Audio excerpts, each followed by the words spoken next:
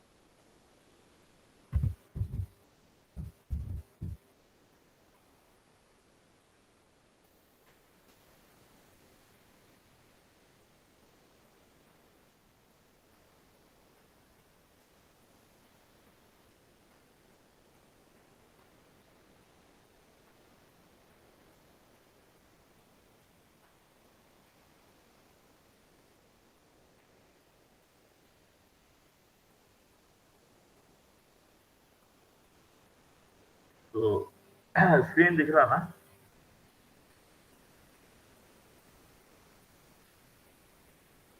Hello hello. जी sir, दिख रहा sir. हाँ,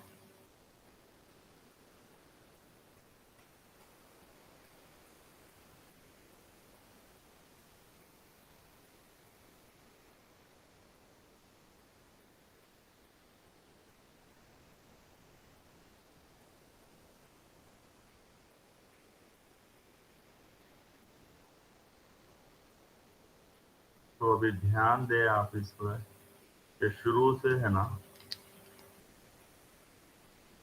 एक सेकंड, एक second.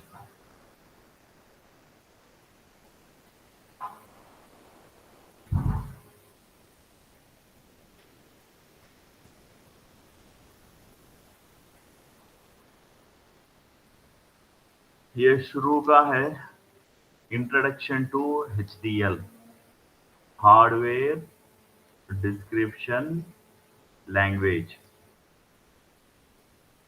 describes the hardware functionality of digital systems in textual form. Textual form, textual form जैसा आप अभी तक है ना देखते हुए आए। एक टेक्स्ट फाइल खोलते हम, जिसके अंदर है ना हम मॉड्यूल से लेके एंड मॉड्यूल तक लिखते। तो ये जो है ना इसे लिखने को ये टेक्सचुअल फॉर्म कहते हैं। तो ये इसके अंदर क्या लिख रहे हैं, डिजिटल सिस्टम को डिस्क्राइब कर रहे हैं। तो हार्डवेयर डिस्क्रिप्शन लैंग्वेज होता क्या है, describes the hardware functionality of the digital systems in the textual form.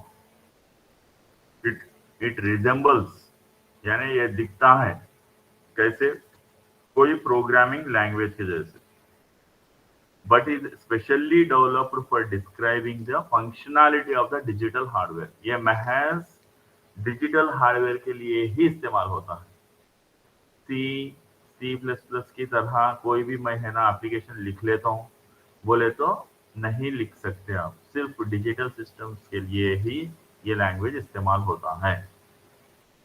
The main difference with other high level languages, high level languages उसे कहते हैं हम, जो सी, सी प्लस प्लस, जावा, ऐसे लैंग्वेजेस को हाई लेवल लैंग्वेजेस कहते हैं।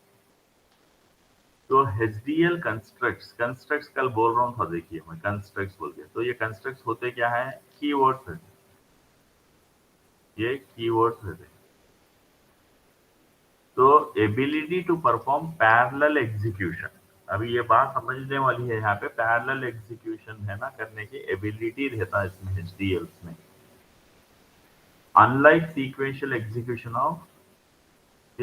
Execution nature of other language constructs.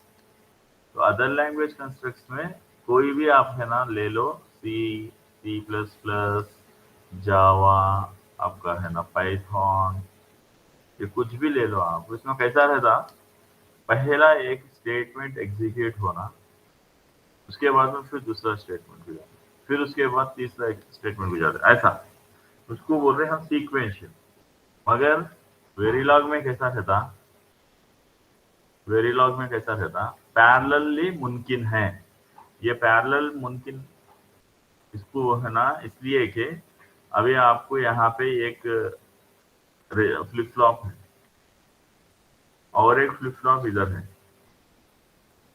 अगर आप इसे क्लॉक, इसको और इसको क्लॉक दे रहे हैं, तो ये क्लॉक के साथ साथ इन्हें भी काम करना, इन्हें भी काम करना, तो पैरेलली काम होना। ऐसा ये जैसा ये लैंग्वेजेस में होता, पहले इन्हें होता फिर बाद में ये स्टेटमेंट होता। तो यहाँ पे है ना, ये स्टेटमेंट हम एक फ्लिप फ्लॉप को डिस्क्राइब करे, दूसरा फ्लिप फ्लॉप को डिस्क्राइब कर रहे, ये सीक्वेंशियली नहीं चाहिए हमें, क्योंकि ये है ना डिजिटल ब्लॉक सीक्वेंशियली नहीं रहते। डिजिटल ब्लॉक्स का नेचर कैसा रहता, पैरेलल भी काम कभी करना पड़ता है। तो उस तरह के कंस्ट्रक्ट्स, कीवर्ड्स की इस तरह के कंस्ट्रक्ट्स बोलते हैं उसको, उस तरह के कंस्ट्रक्ट्स रहते, किसमें रहते, ये वेरीलॉग में ही रहते हो, किसी अदर लैंग्वेजेस में नहीं रहते। उसी को यहाँ पे बोल रहे कि HDL constructs ability to perform parallel execution unlike sequential execution nature of other language constructs. Two HDLs are widely used. जो कल बता रहा था, मैं बोल रहा था, एक है ना वेरीलॉग HDL है और एक है VHDL। इसीलिए मैं इस चीज को मना कर रहा था कि ये जो वेरीलॉग HDL है, इसे कोई भी आप में से VHDL बोल के शॉर्टकट ना लिखे, इसलिए कि ये ऑलरेडी एक दूसरा लैंग्वेज है VHDL कहेगी, जिसके अंदर है सो वी का फुल खाली है एक वी, ये सब है very high speed integrated circuit HDL बोलते। HDL दोनों में यही है, हार्डवेयर डिस्क्रिप्शन लैंग्वेज।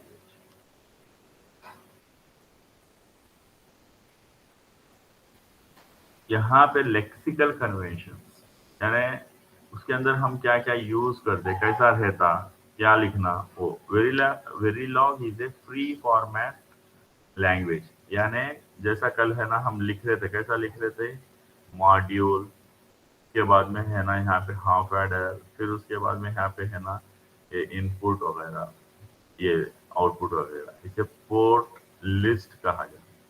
इसके बाद में आपको क्या बताया गया, यहाँ पे आप इनपुट लिखे, जरूरी नहीं है कि इस तरह इनपुट यहाँ पे लिखे, आप इसी लाइन में है ना यहाँ पे इनपुट बोल के लिख सकते हैं। तो उसको बोलते हैं फ्री फॉर्मेट लैंग्वेज। मगर हाँ, तो फिर हम ऐसा क्यों लिख रहे, इनपुट फिर आउटपुट, पढ़ने में आसानी होते, अच्छा है ना दिख के आता, इसलिए है ना हम इस तरह से लिख रहे हैं। एक ही लाइन में लिख सकते हैं क्या, सो ये इनपुट इधर, फिर उसके बाद में आउटपुट, उसके बाद में ये जो भी लॉजिक, उसके बाद में एंड मॉड्यूल लिख सकते हैं क्या, हाँ बिल्कुल लिख सकते हैं। क्यों, ये फ्री फॉर्मेट लैंग्वेज है। व्हाइट स्पेस यानी ब्लैंक, टैब, न्यू लाइन, ये तीनों को बोला जाता है। कैन बी यूज्ड फ्रीली, जैसा कि यहाँ पे हम है ना ये सेमीकोलन लिखने के बाद एंटर मार दिए यहाँ पे, यानी न्यू लाइन आ गया। अभी यहाँ पे कहीं पे भी स्पेस दे दिए, यहाँ पे इनपुट लिख के यहाँ पे है ना A कामा B लिखने के बाद यहाँ स्पेस देने के बाद फिर यहाँ लिख रहे हैं आउटपुट, यहाँ पे है ना स्पेस रख रहे, या ये इनपुट है ना नेक्स्ट लाइन में ही लिखना जरूरी नहीं है, स्पेस रख दो एम्प्टी, तो नो प्रॉब्लम, तो ये एक्सेप्ट कर लेगा। तो ये इसको है ना, ये चीज़ परमिसेबल है। Verilog is a case sensitive language, यानी आप यहाँ पे ए लिखे, यहाँ आके कैपिटल ए लिख रहे, तो ये दोनों एक नहीं होते, अलग अलग होते। यहाँ पे पोर्ट लिस्ट में अगर कैपिटल ए लिखे तो जब यहाँ पे डिफाइन करते यहाँ पे भी कैपिटल ए ही रहना, अगर पोर्ट लिस्ट में लोअर केस ए रखे तो जब डिफाइन करते तो लोअर केस ए ही रहना। तो क्यों, ये केस सेंसिटिव है। इसके जितने भी कीवर्ड्स रहते हैं पूरे लोअर केस में ही रहते, तो ध्यान रखें इस बात को। तो आइडेंटिफायर्स, तो user provided names for Verilog objects in the description. ये इन्हें मैं जो पहले है ना ये वेरिएबल्स जो बोल रहा था उन्हें आइडेंटिफायर्स भी कहा जाता है। ये जैसा कि है ना यहाँ पे अगर ये मैं है ना ए बी और यहाँ पे सम और कैरी आउट, तो मैं क्या बता रहा था आपको, इस तरह से यहाँ पे आपने मॉड्यूल लिख लिए और इसका नाम दे दिए मॉड्यूल का नेम कुछ, और यहाँ पे लिस्ट कर दिए इन्हें प्राइमरी इनपुट को प्राइमरी, ये वेरिएबल्स है ना बोल के बोल रहा था। तो ये वेरिएबल्स को दूसरा क्या बोलते हैं, आइडेंटिफायर्स भी बोलते हैं।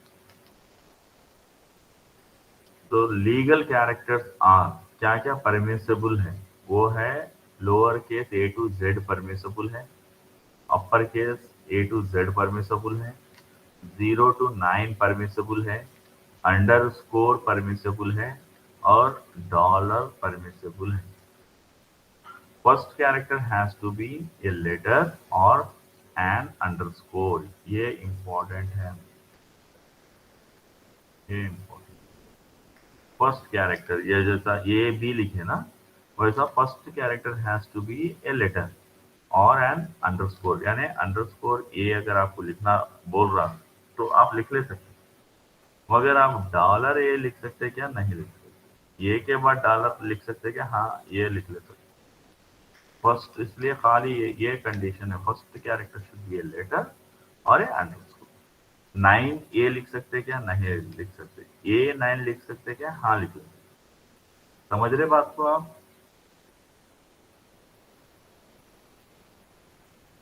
जी सर। हाँ, अभी ये जैसा ये वेरिएबल्स या आइडेंटिफायर्स जो कहा गया ये यूजर डिफाइंड के हैं। कीवर्ड जो होते हैं ना लैंग्वेज डिफाइंड है, कीवर्ड लैंग्वेज डिफाइंड है। ये pre defined identifiers to define the language constructs. All keywords are defined in lowercase. ये lower cannot be used as identifiers. Cannot be used as identifiers मतलब आप अपने लिए जैसा कि है ना ए कमा बी ऐसा है इस तरह से कोई कीवर्ड है उसको आप इस्तेमाल नहीं कर सकते।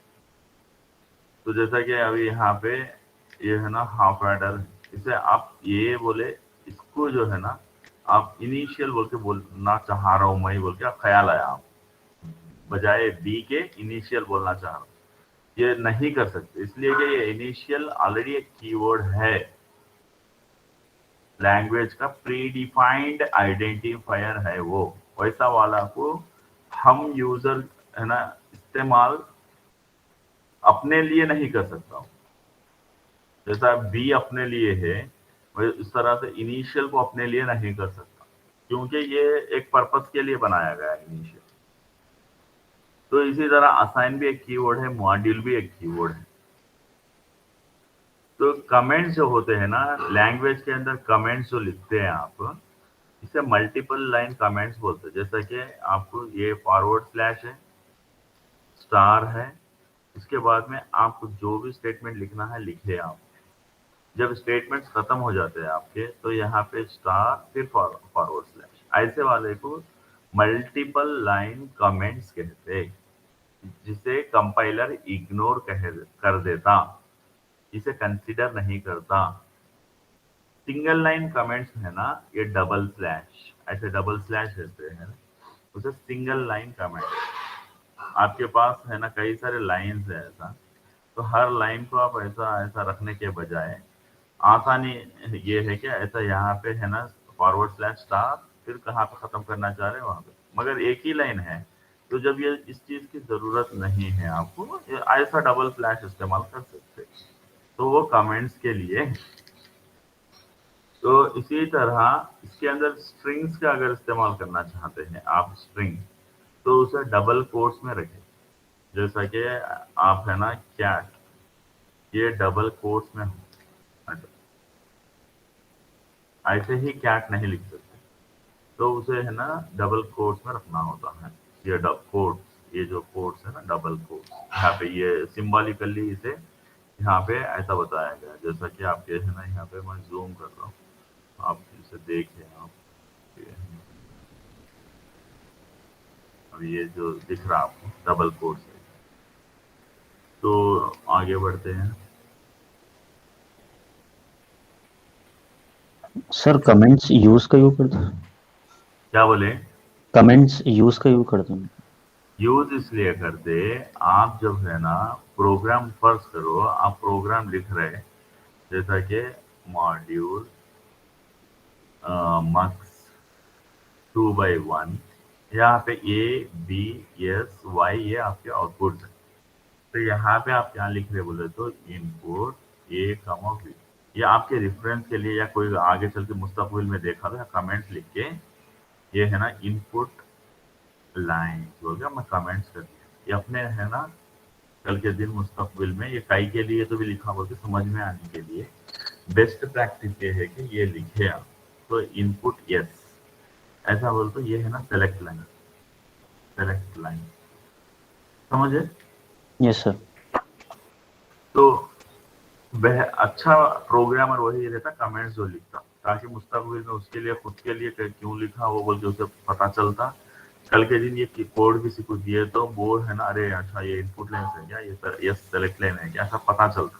इसलिए है ना कमेंट्स लिखना अच्छी आदत है कह दो। तो उसके बाद में सी लाइक एस्केप कैरेक्टर, जैसे कि यहाँ पे आप है ना, मैं जूम करता है, अगर आपके स्क्रीन पे ये देखें यहाँ पे ये न्यू लाइन, ऐसा स्लैश बैक स्लैश है एम, ये बैक स्लैश टी, ये टैब के लिए इस्तेमाल होगा। बैक स्लैश अगर आना है तो बैक स्लैश ऐसा दो। अगर कोट आप है ना ऐसा करना चाह रहे, कहीं डिस्प्ले कराना चाह रहे, तो ये खाली ऐसा कोट रखे तो नहीं होता, तो बैक स्लैश करके ले लो। यानी ये चीज़ अगर आपको है ना प्रिंट करते वक्त, जैसा कि मॉनिटर हम प्रिंट करें, जैसा कि मॉनिटर बोल के इस्तेमाल करें, यहाँ डॉलर मॉनिटर बोल के, जब यहाँ पे लिख रहे हैं आप कुछ तो भी, आप चाह रहे कि कोई चीज़ न्यू लाइन में आए तो बैक स्लैश एन रखे, तो वो चीज़ इसके ये काम कर जाता है बैक स्लैश एन। मगर आप चाह रहे कि टैब आए, हर चीज़ में टैब के जैसा मतलब स्पेस आके डिस्प्ले हो, तो जब ये बैक स्लैश टी का इस्तेमाल करें, तो ये है ना एस्केप कैरेक्टर्स कहलाते हैं। तो इसी तरह आपको यहाँ पे सिस्टम टास्क कहकर कुछ है और सिस्टम फंक्शंस कहकर कुछ है। तो जैसा कि है ना ये कीवर्ड्स है, इसी तरह से आपको है ना ये भी कीवर्ड्स ही है, मगर इन्हें इन्हें इस नाम से बोला जाता है कि सिस्टम टास्क यानी तो सिस्टम फंक्शंस ये बोला जाता है। तो आप स्क्रीन पे देखिए डॉलर टाइम ये एक चीज, डॉलर डिस्प्ले ये एक चीज, डॉलर मॉनिटर वो एक चीज, डॉलर स्टॉप, डॉलर फिनिश, इस तरह कई सारे ये तो चन है, और कई सारे ऐसे हैं जो डॉलर से शुरू होते। ये जो भी डॉलर से शुरू होता उसे है ना या तो वो सिस्टम टास्क रहेगा या नहीं तो सिस्टम फंक्शन रहेगा। फर्क ये है कि डॉलर टाइम है ना हमको सिस्टम फंक्शन कहलाता, मतलब सिस्टम फंक्शन कुछ रिटर्न करता है। रिटर्न मतलब हमें कुछ वैल्यू देगा वो, जैसा कि आप है ना जब शुरुआती लास्ट वीक जो करे डॉलर मॉनिटर इस तरह से रखे, यहाँ पे सिमुलेशन टाइम है बोल के लिख के इक्वल टू %0g बोल के रख के, एंड में यहाँ पे अगर याद है तो ये खत्म होने पे यहाँ पे डबल कोट्स रख के कामा रखे डॉलर टाइम बोल के लिखे। यानी ये डॉलर टाइम यहाँ पे ये जो सिमुलेशन टाइम पे यहाँ पे जो टाइम डिस्प्ले हो रहा था हमको आउटपुट में, तो वो इस वजह से डिस्प्ले हो रहा था कि ये डॉलर टाइम है ना, इन्हें एक्चुअली सिमुलेशन जैसे जैसे आगे बढ़ते जा रहा, आपको शुरू 0 से होके जिस तरह से वो आगे बढ़ते जा रहा, ये टाइम को डिस्प्ले करना इसके वजह से हो रहा है, ये डॉलर टाइम की वजह से हो रहा है। डॉलर टाइम ये सिमुलेशन जिस तरह से प्रोसीड हो रहा, वो टाइम को है ना यहाँ पे रिटर्न कर रहा, रिटर्न दे रहा। तो जो देता है उसे कहते सिस्टम फंक्शन। और कुछ काम करता, खाली रिटर्न कुछ नहीं करता। ये डॉलर मॉनिटर जो है, ये जो इसके अंदर ये जो भी रखा गया है वो डिस्प्ले करवाना है, तो उसका काम डिस्प्ले करवाना है, तो उसको बोलते हैं सिस्टम टास्क। बस इतना ही फर्क है। सिस्टम टास्क और सिस्टम फंक्शन दोनों भी डॉलर से ही शुरू होते हैं। फर्क ये है कि इनमें उनमें ये फंक्शन कुछ वैल्यू को रिटर्न करता, जैसा कि डॉलर टाइम है कुछ वैल्यू को रिटर्न कर रहा, जैसा कि और एक है डॉलर रैंडम बोलते, यहाँ पे नहीं है वो। मगर डॉलर रैंडम क्या करता, हम टेस्ट बेंच में क्या कर रहे थे, ए को कुछ वैल्यू दे रहे थे, बी को कुछ वैल्यू दे रहे थे, फिर आगे हैश फाइव बोल के लिख रहे थे, फिर वहां पे ए को कुछ वैल्यू दे रहे थे। वैसा अगर वैल्यू आप देना नहीं चाह रहे, आप चाह रहे कि वो ऑटोमेटिकली आए, तो उस वक्त आप है ना ए इक्वल टू डॉलर रैंडम बोल के अगर लिखते हैं, तो वो अपने हिसाब से सिस्टम वैल्यू है ना जनरेट करके इसे रिटर्न करता है। जिस तरह से डॉलर टाइम सिमुलेशन टाइम को रिटर्न कर रहा है, इसी तरह डॉलर रैंडम ऐसा काम कर रहा है। ऐसे ऐसे जो है वो जो कुछ वैल्यू को रिटर्न कर रहे, उसको सिस्टम फंक्शन बोलते हैं। जो ये डॉलर डिस्प्ले, डॉलर मॉनिटर, ये है ना डिस्प्ले करवाने के लिए वो system task. Dollar stop, dollar finish, इस सिमुलेशन टाइम को अगर हम है ना एंड करना चाह रहे कहीं, तो डॉलर स्टॉप या डॉलर फिनिश यूज कर सकते हैं। तो ये है इसके बारे में आप ध्यान में ये रखें कि सिस्टम टास्क और सिस्टम फंक्शन दोनों भी डॉलर से शुरू होते हैं। ये एक चीज ध्यान में रखिए अभी के लिए। अभी के लिए आप है ना ये डॉलर से शुरू होते हैं, वो एक ध्यान में रखिए, चाहे वो सिस्टम टास्क हो चाहे वो सिस्टम फंक्शन हो।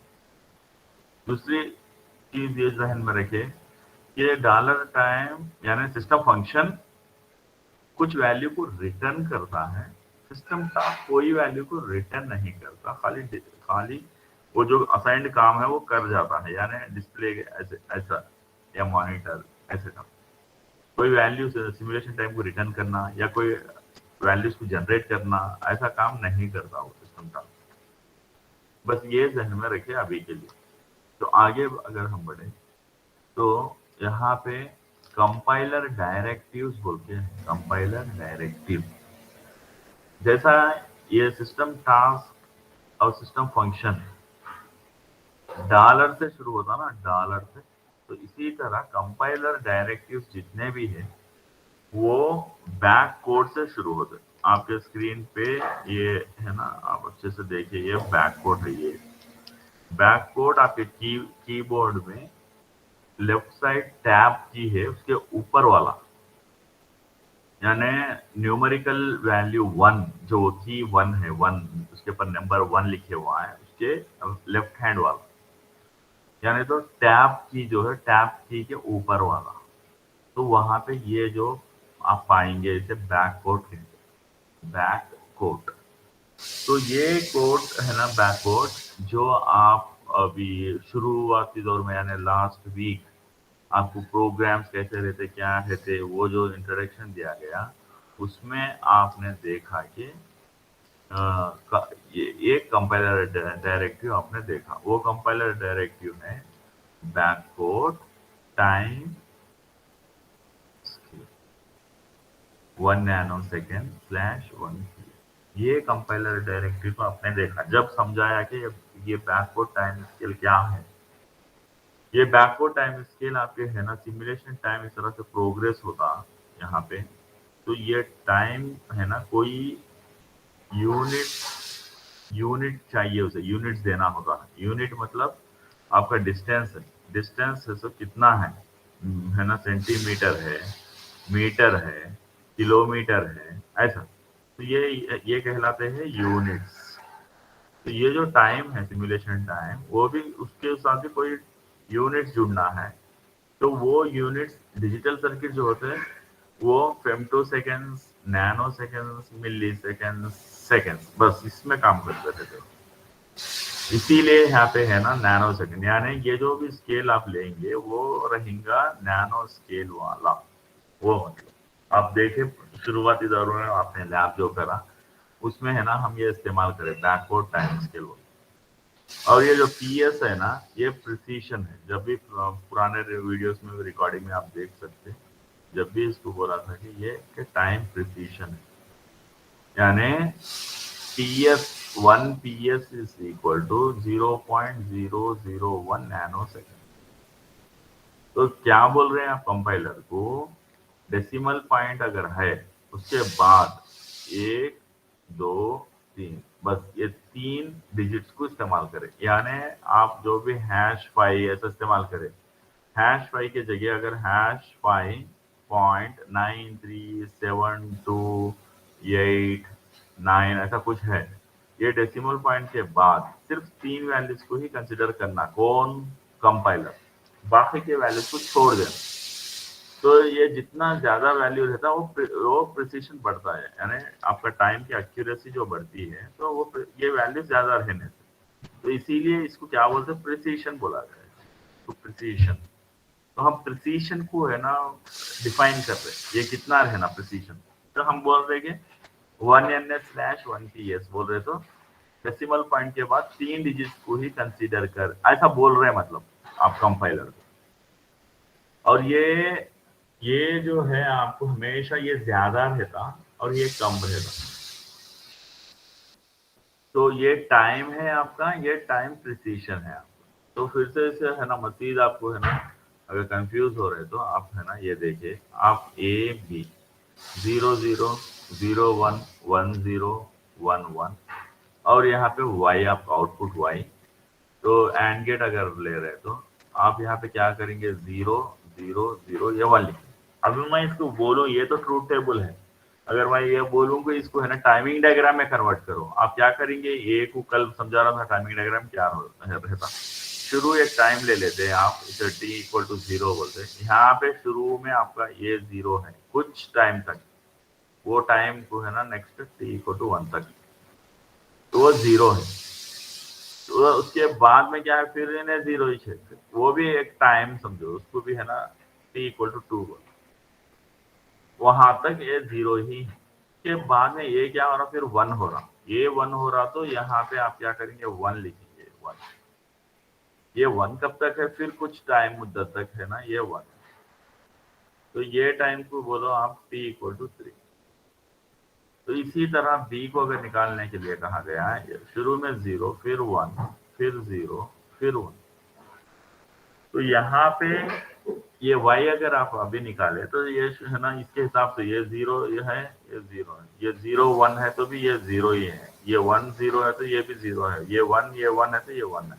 तो इसको अगर वेव फॉर्म में निकाले तो ये 0 इस तरह से और ऊपर कर देते इसे 1 में। तो ये जो टाइम है यहाँ पे, ये जो टाइम है इसको आप है ना अभी तो खाली आप t=0 बोल रहे, t=1 बोल रहे, t=2 बोल रहे, मगर यूनिट्स नहीं बात कर रहे आप, यूनिट्स बात नहीं कर रहे आप। अगर ये इसको है ना आप मिली सेकेंड्स भी ले सकते, नैनो सेकेंड्स भी ले सकते, फेम्टो सेकेंड्स भी ले सकते, आवर्स भी ले सकते, डेज भी ले सकते। तो डिजिटल सर्किट्स है ना नैनो सेकेंड्स में, फेम्टो सेकेंड्स में काम करते, तो इसीलिए हम क्या कर रहे हैं, ये स्केल जो है नैनो सेकेंड का कंसिडर करो, और नैनो सेकेंड का किसको बोल रहे हैं, कंपाइलर को। कैसा बोल रहे हैं, बैकवर्ड टाइम स्केल 1ns बोले, तो ये जो स्केल हो गया नैनो सेकेंड वाला स्केल हो गया, मतलब अभी ये है ना 0 नैनो सेकेंड, ये 1 नैनो सेकेंड, ये 2 नैनो सेकेंड, ये 3 नैनो, ऐसा हो। प्रिसीशन की जो बात आती है, प्रिसीशन की जो बात आती है 1ps का मतलब, फर्ज करो मैं ये t=1 नैनो सेकेंड नहीं लिया, मैं 1.9788787 ऐसा कुछ लिया, मगर इसके जरिए मैं कंपाइलर को क्या बोल रहा हूँ, इतना मत लो, भले ही मैं टेस्ट बेंच में है ना ये है ना #1978787 बोल कुछ भी दिया हूँ, उतना मत लो। सिमुलेटर को बोल रहे हैं, सिमुलेटर में सिर्फ ये डेसिमल के बाद 3 इंच बता भाई बोल, यानी यहाँ पे ये जो अभी टाइम रहेगा थोड़ा हटके यहाँ पे 1.978 3 इंच बता, क्योंकि टाइम प्रिसिशन आप ऐसा दी 1 ps का मतलब 0.001 नैनो सेकेंड, तो वो मतलब है उसका टाइम प्रिसिशन। समझ रहे हैं आप? Yes sir. हाँ, आपको डाउट हो तो प्लीज रोके पूछे। तो ये कंपाइलर डायरेक्टिव है, ये बैकवर्ड टाइम स्केल। अभी आपको समझना चाहिए ये डॉलर टाइम, डॉलर डिस्प्ले या dollar stop, dollar finish, dollar monitor, ये सिस्टम टास्क या सिस्टम फंक्शंस रहेंगे।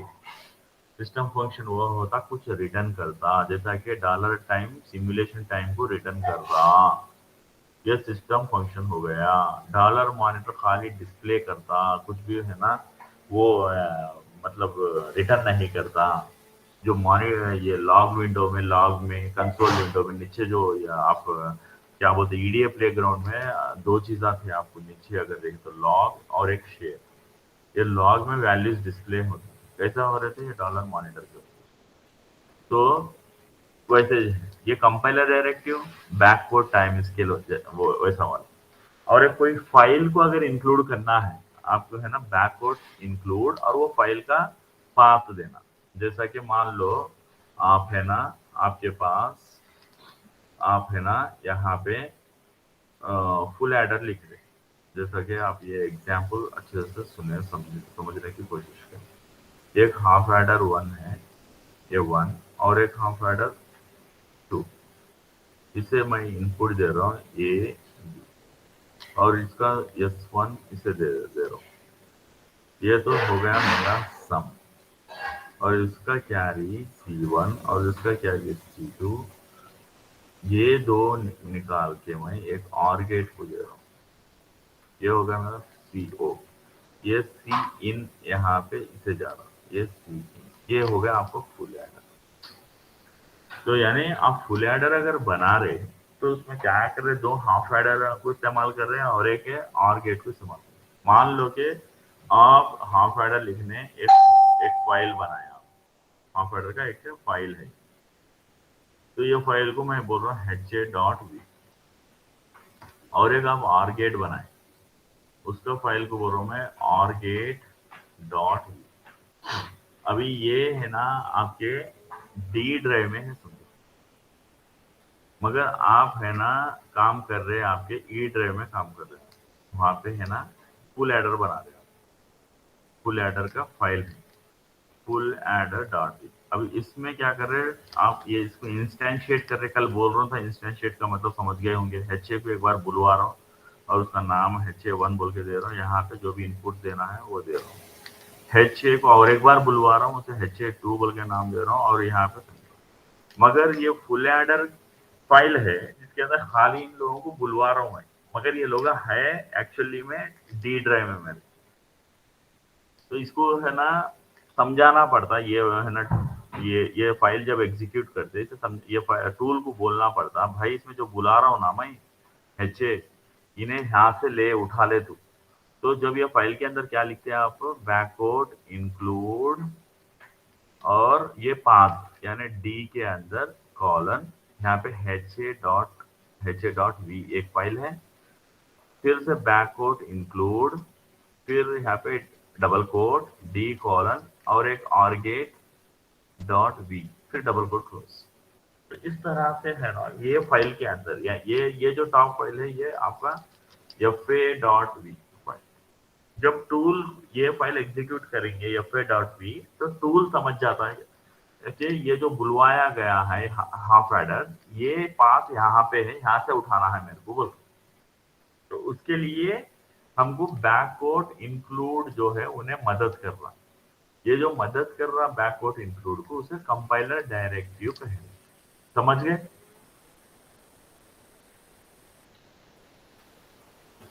यस सर, समझ यस गए। सर।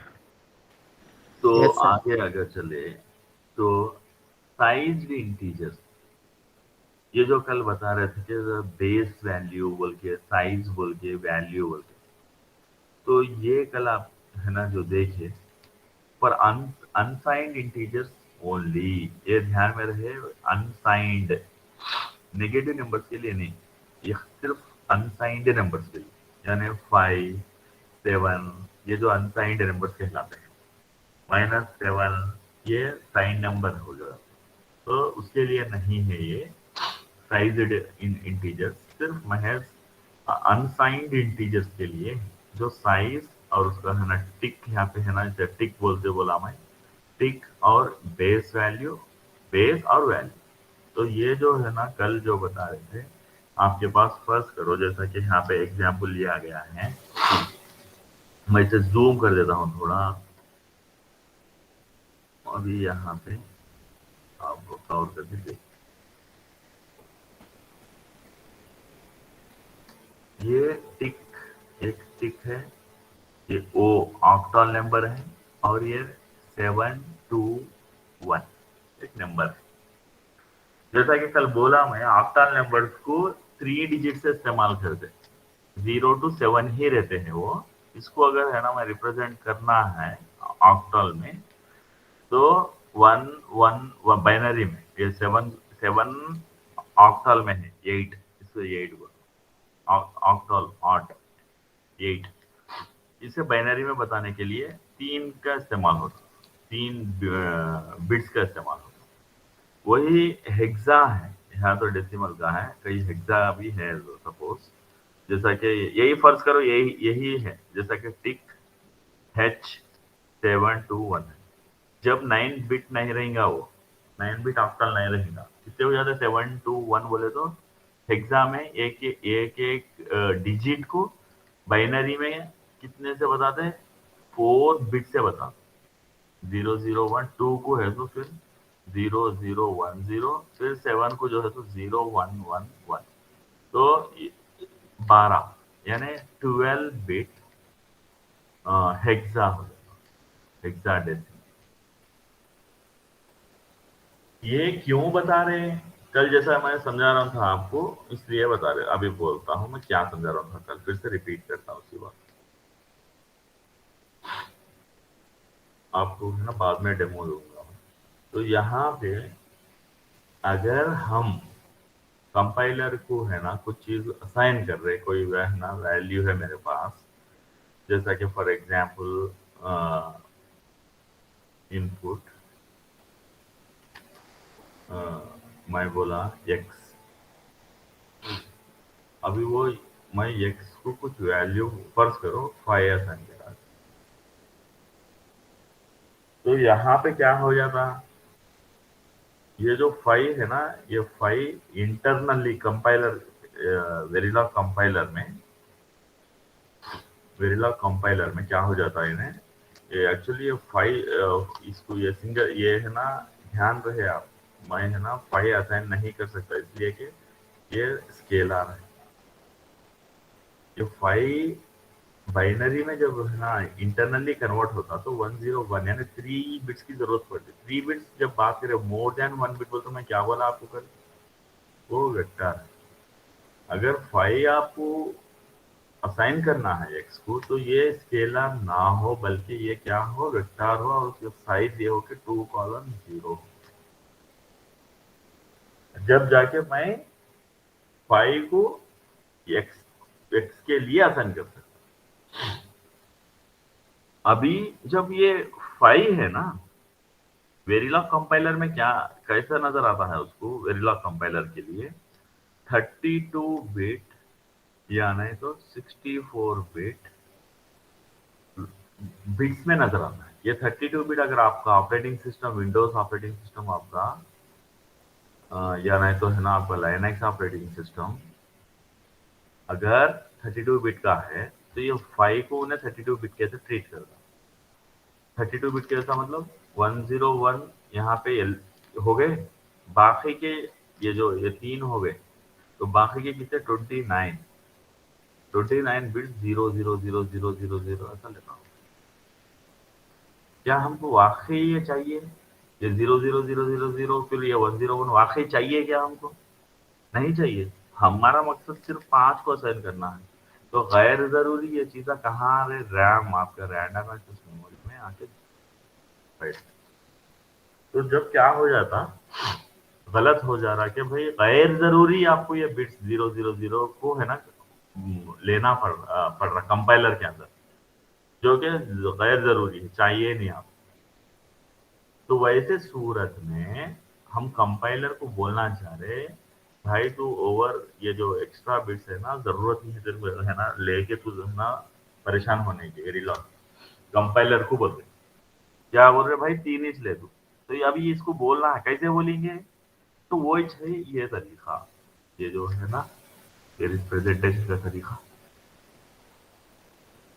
ये साइज बेस बता दो और ये वैल्यूज बता दो। यानी अभी इसको क्या करना, यहाँ पे ये डेसिमल नंबर 5 है, तो D5 और यहाँ पे टिक करना डी के सामने, और बोलना कि इसको 3 बिट्स। ये अगर नहीं बोले आप कुछ तो 32 ले, ऐसा 32 ले लेता, काम के 3 इंच है यार, 32 मत ले रहे भाई, 3 इंच ले बोलना है, ये डेसिमल नंबर है, ऐसा 30 दाम। जब उन क्या करता इसको, तो 3 इंच लेता खाली।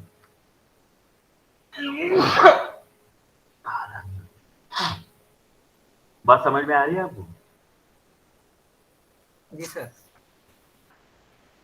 तो ये है ना, कहाँ पे इस्तेमाल होता, क्यों चाहिए, मजीद आगे बोलूंगा, मगर अभी मकसद ये है कि आप ये समझ ले कि ये बेस, ये जो रिप्रेजेंटेशन है साइज्ड इंटीजर रिप्रेजेंटेशन है, जैसा कि साइज, टिक, बेस और वैल्यू। ये क्यों ऐसा बता रहे, डायरेक्ट ऐसे क्यों नहीं बता रहे 5 के? नुकसानात इसके ये है कि ऐसा 5 डायरेक्ट असाइन कर दे रहे तो कंपाइलर ये जो 5 को है ना, उन्हें 32 या नहीं तो 64 भी, डिपेंडिंग अपॉन हमारा ऑपरेटिंग सिस्टम, उन्हें इतने वैल्यूज को एक्स के ये सॉरी ये 5 के लिए लेके असाइन करता। जब इसे असाइन करेगा एक्स को, जैसा यहाँ पे बताया मैं, यहाँ पे ये एक्स की कैपेसिटी है महज 3 बिट्स की, यहाँ पे जैसा कि ये बताया गया है। ये जब जाके ये 3 बिट्स जाके जब जाके इन्हें वेक्टर हो, अगर ये नहीं बताते, यानी ये चीज नहीं बताते आप, अ, ये ये अगर नहीं देता, खाली एक्स देता, तो उसको स्केलर बोलते हैं। मगर अभी ये इसके साथ जुड़ गया तो इसको वेक्टर बोलते हैं। वे वेक्टर साइज कितना है, 3 है, तो इन्हें भले ही 5 के लिए है ना, इन्हें 32 करने दो या 64 करने दो, जब इन्हें एक्स को असाइन करेंगा, एक्स की कैपेसिटी है होल्ड करने की खाली 3 बिट्स को। तो वो 3 बिट्स का असाइनमेंट कैसा होता, आपके राइट साइड से असाइन कर लेते आसान, ये राइट साइड, ये 1 पहले असाइन करता, ये 0 के जगह जाके बैठता। इसका मतलब क्या, 2 कॉलन 0 के मतलब एक्स ऑफ 0 एक जगह बनी, एक्स ऑफ 1 एक जगह बन गई, एक्स ऑफ 2 और एक जगह बन गई। उन्हें राइट साइड से असाइन करता, मतलब ये 1 जाके कहाँ बैठने वाला है, आखिरी का ये राइट साइड में, ये इसके अंदर बैठने वाला है। ये 0 जाके कहाँ बैठने, एक्स ऑफ 1 में बैठने वाला, ये 1 जाके कहाँ बैठता, एक्स ऑफ 2 में बैठता। अब बाकी के ये जो जितने भी 0 बना ले रहा, यहाँ जगह है इसमें बिठाने, तो ये इसमें है ना, हम जो चाह रहे फाइन वो बैठ गया। मगर क्या हो रहा है, इन्हें गैर जरूरी अपने आप को बर्डन कर ले रहा है। ये कहाँ जा रहा है, ये रैम में जा रहा है। रैम में जाने से अपना एग्जीक्यूशन स्लो हो नहीं चाहिए, हमको फास्ट होना। क्या फास्ट होना, कंपाइलेशन फास्ट होना। वो फास्ट होना बोल तो इसको बोलना कंपाइलर को, ये गैर जरूरी के जो जीरोस तू लेने की हिमाकत कर रहा ना कंपाइलर, मत ले, तू ले भाई 3 इंच ले, इसके लिए 3 इंच ले। तो वो बोल रहे हैं ऐसा 3 टिक D5। तो वो फायदा है इसका, इसीलिए इसको हम पढ़ रहे, ये ऐसा है। वो समझ रहे आप ये चीज समझ में आ रहा है आपको? जी सर। बाकी के लोगों को समझ में आ रहा है? Yes sir. Yes sir. हाँ, तो आगे अगर हम बढ़े तो यहाँ पे आप ये थोड़ा जूम कर देता हूँ, ये चीज देखिए आप।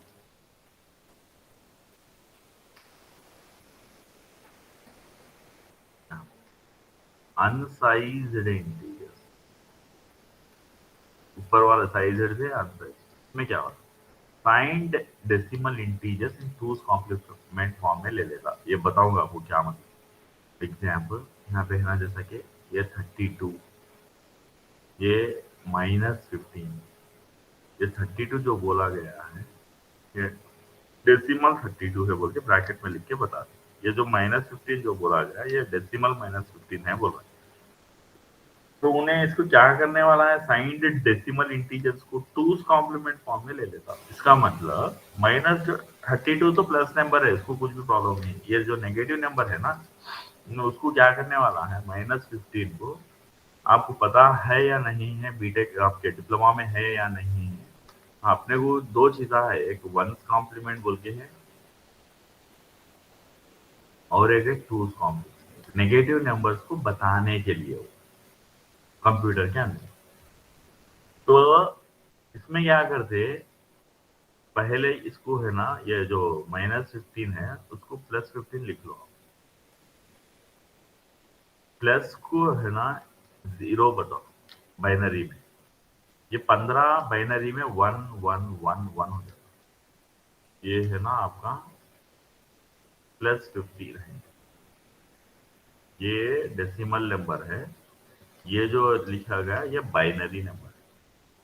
अभी वन कॉम्प्लीमेंट में क्या करते हैं, इसमें ये जहां पे भी 1 है उसको कॉम्प्लीमेंट कर दे के 0 0 0 0 ऐसा बना दे, और जहां पे भी 0 है उसे 1 कर दे, इसको क्या बोलते हैं, वन कॉम्प्लीमेंट। टूज कॉम्प्लीमेंट होना है तो क्या करना है, इसको +1 ऐड कर देना, तो ये 1, ये 0, ये 0, ये 0, ये 1।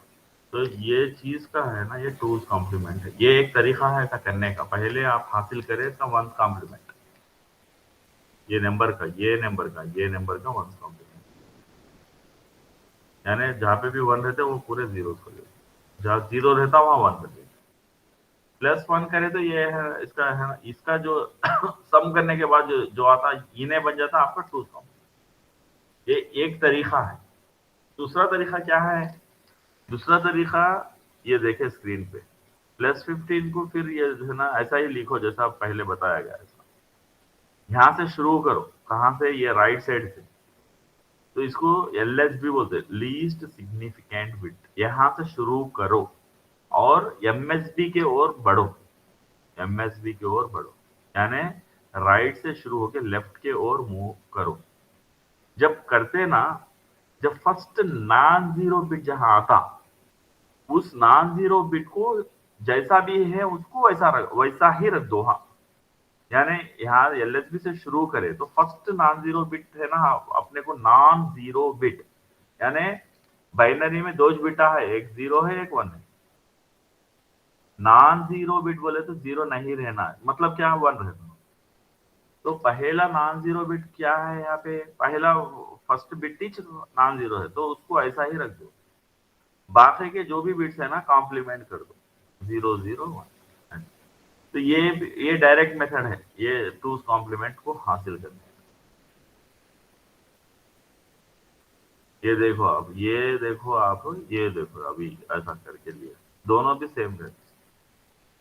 ये मेथड में क्या करें, पहले वंस कॉम्प्लीमेंट ले लिए फिर उसे +1 कर, जब जाके टूज कॉम्प्लीमेंट आया। मगर यहाँ ये तरीके में क्या है, पहले नॉन जीरो बिट ऐसा LSB से शुरू होना, फर्ज करो यहाँ तक ये 0 है, ये 0 है, यहाँ पे 1 है, तो फर्स्ट नॉन जीरो बिट कहाँ है, यहाँ है, तो वहां तक सेम रखना, मतलब वहां तक सेम। उसके बाद के जो बिट्स है ना उसे कॉम्प्लीमेंट कर देना, 1 है तो 0 कर देना, 0 है तो 1। तो ये जब जाके टूज कॉम्प्लीमेंट होता है। ये टूज कॉम्प्लीमेंट किसका है, एक ऐसा नंबर जो ऐसा है दिखने, ये एक तरीका है जो LSB से है ना स्टार्ट होते, MSB की ओर बढ़ते, फर्स्ट नॉन जीरो बिट तक जैसा है वैसा रख देते, बाकी के बिट्स को कॉम्प्लीमेंट कर देते, तो टूज कॉम्प्लीमेंट आ जाता। तो ये टूज कॉम्प्लीमेंट -15 को रिप्रेजेंट करते। जब इसको है ना रीड करते हम, ये तो अंदर कंप्यूटर के लिए है, अंदर रहता कंप्यूटर के, हमको अगर रीड करना है तो हम क्या करते, पहले ये बिट को देखते, अरे ये बिट नेगेटिव मतलब 1 है, 1 है तो नंबर नेगेटिव, तो इसका टूज कॉम्प्लीमेंट फिर लेते, फिर ये जो ऑलरेडी टूस कॉम्प्लीमेंट है उसको फिर टूस कॉम्प्लीमेंट लेते लिए तो क्या होता वही नंबर वापस आता पहले 1 फिर बाद के कॉम्प्लीमेंट करते 1 1 1 ये 1 जाके 0 बन जाता और इसके सामने माइनस रख देना पड़ता कई को बोलते ये एमएसबी बिट है ना 1 है तो ये नेगेटिव नंबर मतलब तो ये क्या हो गया रिजल्ट ये तो बाइनरी में है इसका ये है ना डेसिमल इक्विवेलेंट क्या होगा -15 समझे या समझाऊं फिर से समझ गया सर। हाँ तो ये है ना अनसाइज्ड इंटीजर्स में क्या होता अगर कोई भी नंबर नेगेटिव है तो वो टूस कॉम्प्लीमेंट में स्टोर होता इसके अंदर कंप्यूटर के अंदर वो चीज यहाँ पे बताया गया। नेक्स्ट अभी ये रियल नंबर ऐसे भी कुछ नंबर्स रहते हैं जिसे आप इस्तेमाल कर सकते हैं वेरिलॉग के अंदर 11.2 1 ऐसे वाले या नहीं तो साइंटिफिक नोटेशन में इस्तेमाल कर सकते हैं जैसा कि यहाँ पे बता के ये नंबर है आप जैसा कि है ना ये है 3.6 E2 ऐसा इस्तेमाल कर सकते ये nothing but 3.6 into 10 to the power of 2 इसका नथिंग बट ये 100 अगर करे 10 स्क्वायर ये है ना 3.6 यानी पॉइंट हटा दिया तो बाई 10 ये कैंसिल कर दिया तो 360 रिजल्ट है यही 360 है ये यानी या तो ऐसा बताओ या नहीं तो ऐसा बताओ साइंटिफिक नोटेशन बोलते ये जो चीज है इसको साइंटिफिक नोटेशन बोलते तो दोनों भी अलाउड है वो एक must have at least 1 digit on either side of the decimal तो यहाँ पे ये बात हो गई के बाद में ये वैल्यू सेट मैं शुरू में बोल रहा था आपको कि है ना लास्ट वीक में जो बताया गया आपको एक आपको है ना लॉजिक वैल्यूज जो होते हैं 4 होते हैं वो एक 0 जैसे है देख रहे हैं आप जिससे लॉजिक 0 बताया जाता है 1 लॉजिक 1 और x जो होता है जिसे अननोन बोलते हैं अननोन क्या नहीं तो डोंट केयर मतलब वो 0 भी हो सकता 1 भी हो सकता हाई इंपीडेंस z भी हो सकता जो ये z हाई तो जहन में रहे वैल्यू सेट वेरिलॉग के अंदर 4 वैल्यूज है 0 1 x z z का मतलब हाई इंपीडेंस x का मतलब अननोन यानी तो डोंट के बाद डेटा टाइप्स अभी इसमें आ रहे डेटा टाइप शुरू में मैं जब है ना शुरू की क्लास में पानी का एग्जाम्पल दिया कि भाई आपको वह ना पानी दो बोलते किसमें देते बाल्टी में देते या उसमें देते उसमें देते हो तो ये जो है ना डेटा टाइप समझना जरूरी है जब जाके आपको आगे प्रोग्राम्स में प्रॉब्लम्स नहीं होंगी तो 2 तरह के डेटा टाइप्स होते एक है ना नेट डेटा टाइप एक है ना रजिस्टर डेटा टाइप तो जहन में रखे इस बात को कितने डेटा टाइप्स है वेरिलॉग एसक्यूएल में बोले तो 2 तरह के डेटा टाइप्स है एक है नेट एक है रजिस्टर डेटा टाइप ये रजिस्टर डेटा टाइप को वेरिएबल डेटा टाइप भी बोला जाता है वेरिएबल डेटा टाइप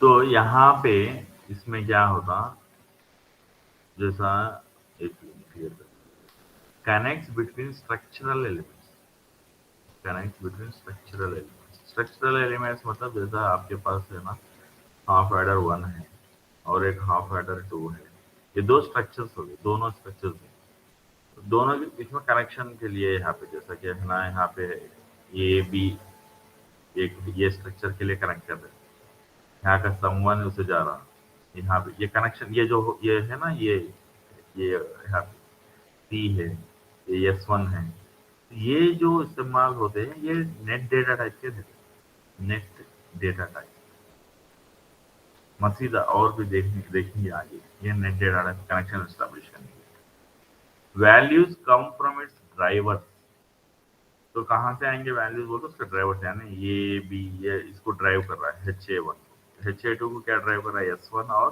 C इसे ड्राइव कर रहा मतलब दे रहा वैल्यू तो यहाँ पे आपको कंटिन्यूस असाइनमेंट बोल के रहता आगे बताऊंगा वो और यानी तो मॉड्यूल और गेट इंस्टेंशिएशन रहता आपको ये दोनों भी बता चुका हूँ। गेट इंस्टेंशिएशन भी बता के हूँ आपको। गेट इंस्टेंशिएशन मतलब आपको जैसा है ना, ये XOR गेट होगा और एक ये AND गेट होगा।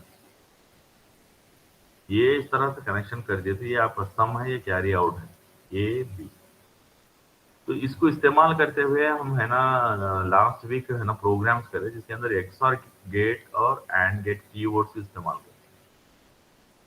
इस्तेमाल करके हम क्या करें, यहाँ पे आउटपुट सिंटैक्स ये कह पहले आउटपुट आना उसके बाद में इनपुट आना, पहले आउटपुट आना उसके बाद में इनपुट आना, ऐसा लिखा। ये जो इसको बोलते हैं हम इंस्टेंशिएट करना, ये भी मैंने बताया था आपको, वही चीज बता रहा है यहाँ पे, गेट इंस्टेंशिएशन यानी तो मॉड्यूल इंस्टेंशिएशन, यानी हाफ एडर लिख के फुल एडर के अंदर बुलावा। यहाँ पे जैसा कि यहाँ पे बता रहा था मॉड्यूल इंस्टेंशिएशन, यहाँ पे कही है ना, यहाँ लिखे हाफ एडर। फुल एडर जब लिख रहे हैं खाली कनेक्शन दे रहे, हाफ एडर को एक दो बार बुलवाए, आर गेट भी कहीं लिख के रखे उसको भी एक बार बुलवा रहे हैं।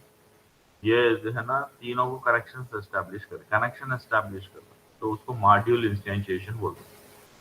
गेट इंस्टेंशिएशन और मॉड्यूल इंस्टेंशिएशन में फर्क ये है कि गेट ये वाले प्रिमिटिव्स, जो गेट प्रिमिटिव्स वेरिलॉग के अंदर जो ऑलरेडी अवेलेबल है, जिसे हम ना गेट प्रिमिटिव्स बोलते हैं, तो वो गेट प्रिमिटिव्स को बुलवाने को गेट इंस्टेंशिएशन बोलते हैं।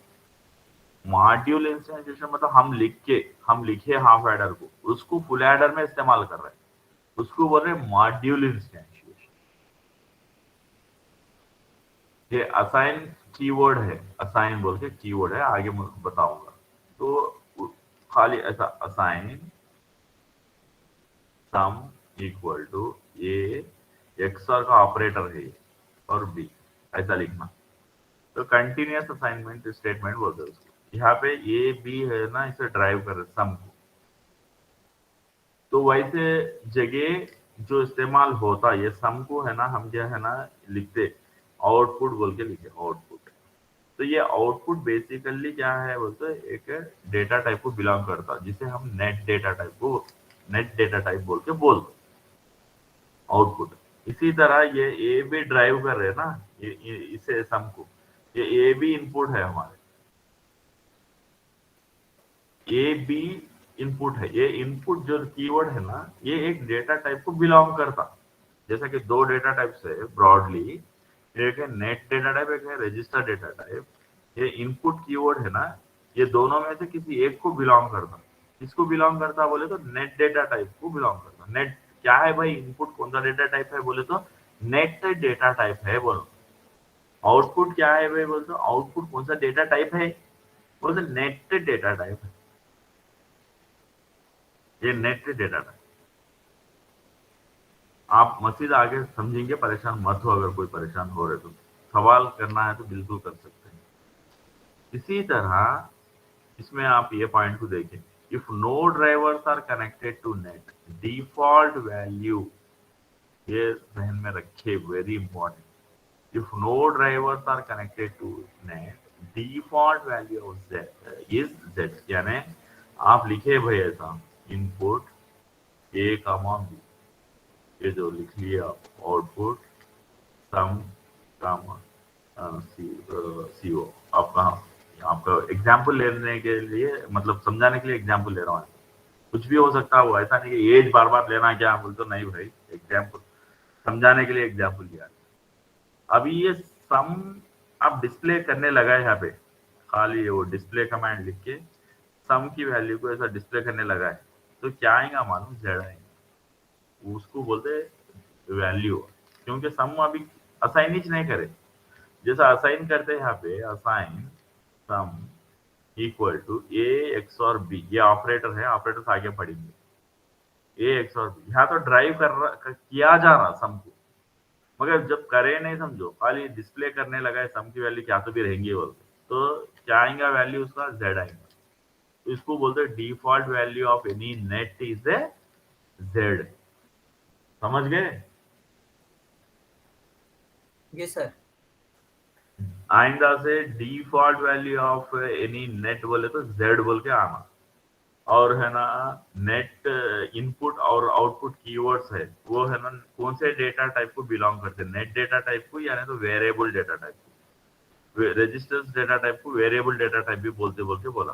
तो आपको जहन में ये आना इनपुट ये आउटपुट जो है नेट डेटा टाइप को बिलोंग करते हैं, ऐसा। तो आगे है ना बढ़ेंगे, अभी आते हैं रजिस्टर्स पे, ये वेरिएबल डेटा टाइप और वेरिएबल डेटा टाइप। वेरिएबल तो पहला पॉइंट है represent obstruct data storage elements, यानी जो हम है ना रेज बोल के जो कीवर्ड इस्तेमाल करे आज तक, पहले जब इस्तेमाल करे कि टेस्ट बेंच में अक्सर आया है, टेस्ट बेंच में ये अक्सर रेज बोल के आया, तो उन्हें एब्स्ट्रैक्ट डेटा स्टोरेज एलिमेंट को रिप्रेजेंट कर रहा है, यानी ये वैल्यू को होल्ड करना। स्टोरेज में नथिंग बट होल्ड करना।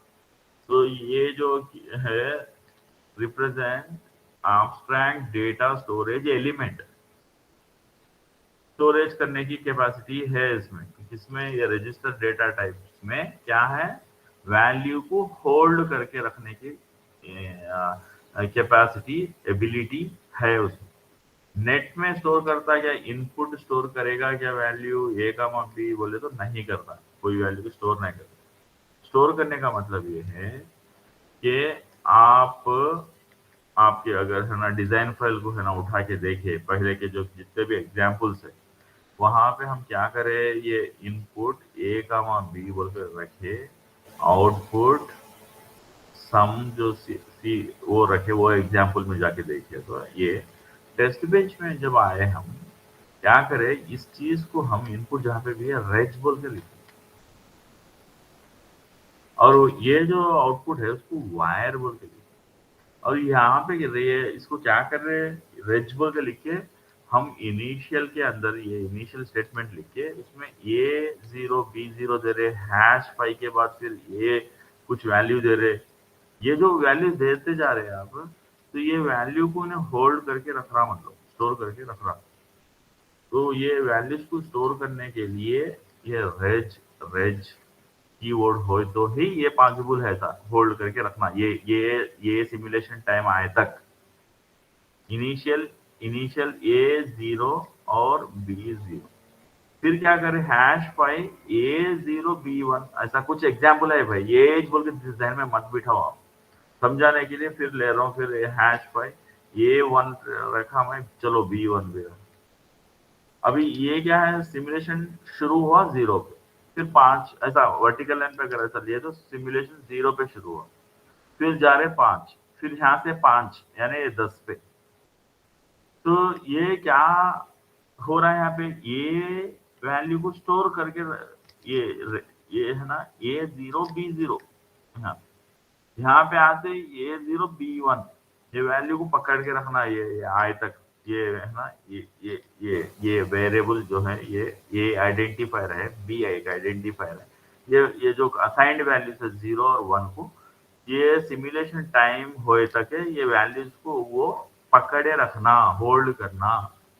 तो ये मुमकिन जब ही है जब इन्हें रेज की ओर से इस्तेमाल करे, तो वायर बोल के करे तो नहीं रख पाता ऐसा। तो ये रेज है ना, ये रजिस्टर डेटा टाइप, यानी तो इसको वेरिएबल डेटा टाइप बोलते हैं, उसका एक एक एक एक टाइप है वो रेज है ना, एक डेटा टाइप है। किसको बिलोंग करता, वो रजिस्टर्स डेटा टाइप को बिलोंग करता। ये रेज कीवर्ड है ना, जैसा इनपुट कीवर्ड है, आउटपुट कीवर्ड है, ये किसे बिलोंग करते हैं, ये दोनों डेटा टाइप से बोले तो मैं जब से क्या समझाया, इनपुट और आउटपुट नेट डेटा टाइप को बिलोंग करते बोला ये कीवर्ड्स। इसी तरह रेज एक कीवर्ड है, उन किसे बिलोंग करता है, ये दोनों में बोले तो रजिस्टर डेटा टाइप को बिलोंग करता है। ये इनपुट आउटपुट ही नहीं है, और भी डेटा टाइप से नेट के आगे स्लाइड्स में है वो बताएं। ये रेज एक ही नहीं है कीवर्ड जो रजिस्टर डेटा टाइप को बिलोंग करता, और भी है, वो आगे देखेंगे। मगर अभी के लिए क्या है, ये रेच एक कीवर्ड है जो रजिस्टर्ड डेटा टाइप को बिलोंग करता, यानी ये रजिस्टर्ड डेटा टाइप की एबिलिटी क्या है, ये ऑब्स्ट्रैक्ट डेटा स्टोरेज एलिमेंट्स के ऐसा काम करते हैं। दो डेटा स्टोरेज मतलब ये जो अभी समझाया मैंने, समझ गए? ये पहला पॉइंट समझ गए? जी सर। तो नेक्स्ट पॉइंट पे अगर जाते हैं तो manipulated with in procedural blocks, इसको है ना मैनिपुलेट कर सकते, वो वैल्यूज को है ना मैनिपुलेट करते प्रोसीजरल ब्लॉक्स के अंदर। प्रोसीजरल ब्लॉक्स मैं शुरू के रिकॉर्डिंग्स अगर देखे तो आप है ना समझ जाएंगे। मैं है ना दो प्रोसीजरल ब्लॉक्स है, एक है इनिशियल और एक है ऑलवेज बोल के बोला हूं। तो ये दोनों को क्या कहते हैं, प्रोसीजरल कंस्ट्रक्ट्स कहते हैं। प्रोसीजरल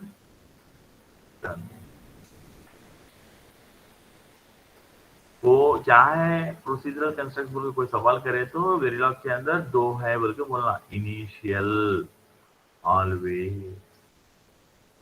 ये इनिशियल और ये ऑलवेज ये जो है इसके अंदर, जैसा कि आप कई बार है ना कोडिंग देखे लास्ट वीक, ऑलवेज के अंदर यहाँ पे ऐड बोल के है ना, यहाँ पे कुछ लिख के यहाँ पे शुरू कर, ये जो स्टेटमेंट्स है ना इसे बोलते हैं प्रोसीजरल स्टेटमेंट्स।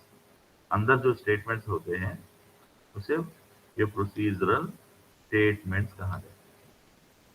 तो ये कंप्लीट ये जो रखा मैं ऐसा, इसे बोल रहे ब्लॉक, एक ब्लॉक, ये कंप्लीट ब्लॉक। ये कई का ब्लॉक है भाई, तो प्रोसीजरल ब्लॉक है, ये प्रोसीजरल ब्लॉक है।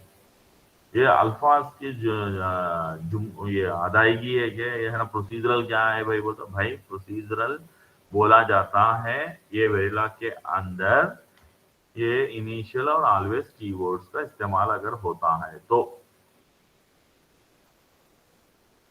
ऑलवेज के अंदर मल्टीपल स्टेटमेंट्स को लिखा जा सकता बिगिन और एंड के अंदर रख के। तो ये हर स्टेटमेंट को क्या कहते, क्योंकि प्रोसीजरल कंस्ट्रक्ट्स के अंदर लिखने की वजह से वो स्टेटमेंट्स को कहते हैं प्रोसीजरल स्टेटमेंट्स। चारों पांचों के स्टेटमेंट को एक ब्लॉक अगर बना लिए तो वो ब्लॉक को क्या कहते हैं, प्रोसीजरल ब्लॉक बोलते। तो वैसे है ना उसको मैनिपुलेट किया जा सकता, मतलब पहले अगर जैसा कि देखे अभी देखे जब से एग्जाम्पल A0 B0 रखे, आगे यहाँ पे जाके क्या करे, मैनिपुलेट कर रहे हैं, A0 है और B1 मैनिपुलेट कर रहे, आगे अब 5 के पास क्या कर रहे हैं, फिर A1 B0 कर रहे, फिर और यहाँ मैनिपुलेट होते जा रहा। देखो ये सब मैनिपुलेशन कहाँ पे हो रहा, प्रोसीजरल ब्लॉक में, यानी इनिशियल के अंदर, इनिशियल बिगिन और यहाँ पे एंड। समझ में आ रही बात?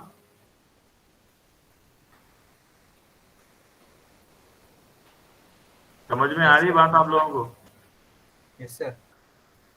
तो अभी यहाँ पे जहन में रखने वाली बातें ये है कि अभी तक के जहन में रखने वाली बातें, डेटा टाइप्स दो तरह के हैं, एक नेट डेटा टाइप है, एक रजिस्टर डेटा टाइप है। रजिस्टर डेटा टाइप को वेरिएबल डेटा टाइप भी बोला जाता, पॉइंट नंबर 1, ये जहन में रखने वाली बात।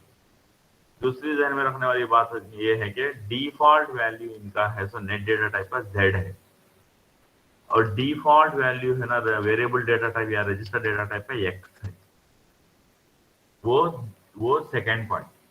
थर्ड पॉइंट ये है कि यहाँ पे कंटिन्यूअस असाइनमेंट स्टेटमेंट इस्तेमाल होता, इसमें नेट डेटा टाइप का इस्तेमाल होके अगर करना है तो वहाँ नेट कंटिन्यूअस असाइनमेंट होता। यहाँ पे प्रोसीजरल ब्लॉक्स इस्तेमाल होते, यहाँ पे प्रोसीजरल ब्लॉक्स।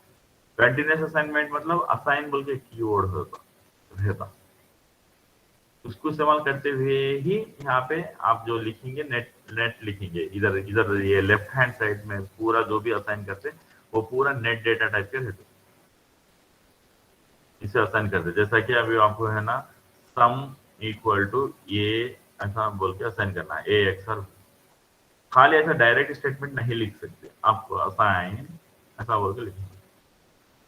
जब ये सम जो है ना आपका नेट डेटा टाइप को बिलोंग करेगा ऐसा लिखे तो असाइन के साथ, ये असाइन को बोल रहे continuous assignment. Values come from its drivers, यहाँ पे एग्जांपल कंटिन्यूअस असाइनमेंट। असाइन एक कीवर्ड है जो अभी हम टच नहीं करें, डेटा फ्लो लेवल मॉडलिंग में आता, टच नहीं करे। अभी आपको जो लास्ट वीक बताया गया महज गेट लेवल मॉडलिंग बताया। असाइन अगर आप जो भी बच्चा गिटहब पे ऑलरेडी रखे हैं वो खोल के देखे data flow level modelling example combination circuits के फोल्डर में, तो असाइन असाइन का इस्तेमाल पाएंगे आप। ये असाइन जब करे हैं, ये जो लेफ्ट हैंड साइड असाइन जो करे वो नेट डेटा टाइप का है, वही चीज है। तो यहाँ पे ये इसमें क्या रहेगा, ये असाइन करना है ना, यहाँ पे प्रोसीजरल ब्लॉक्स में करते जब असाइन का इस्तेमाल नहीं होता। जब प्रोसीजरल ब्लॉक्स में आप देखे होंगे initial A equal to 0 B equal to 0, कहीं पे भी यहाँ पे असाइन ए इक्वल टू 0 बोल के नहीं लिखे। ये असाइन कब लिखते हैं, outside of the procedural construct, outside यानी बाहर, यहाँ पे इनिशियल नहीं रहता है। देखो आप वो डेटा फ्लो लेवल मॉडलिंग निकाल के गिटहब पे जो लिंक आपको शेयर करके, समझ रहे बातों को?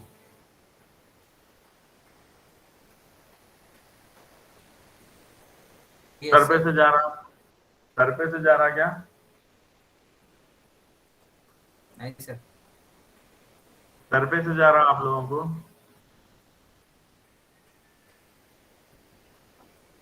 आप लोग इंटरैक्ट होना है। जो बच्चे परेशान हो रहे हैं उन्हें खास करके वो मुंह खोल के बात करे, कहाँ पे अटक रहे हैं, कहाँ पे परेशानी हो रही, वो आप मुंह खोल के बात करें।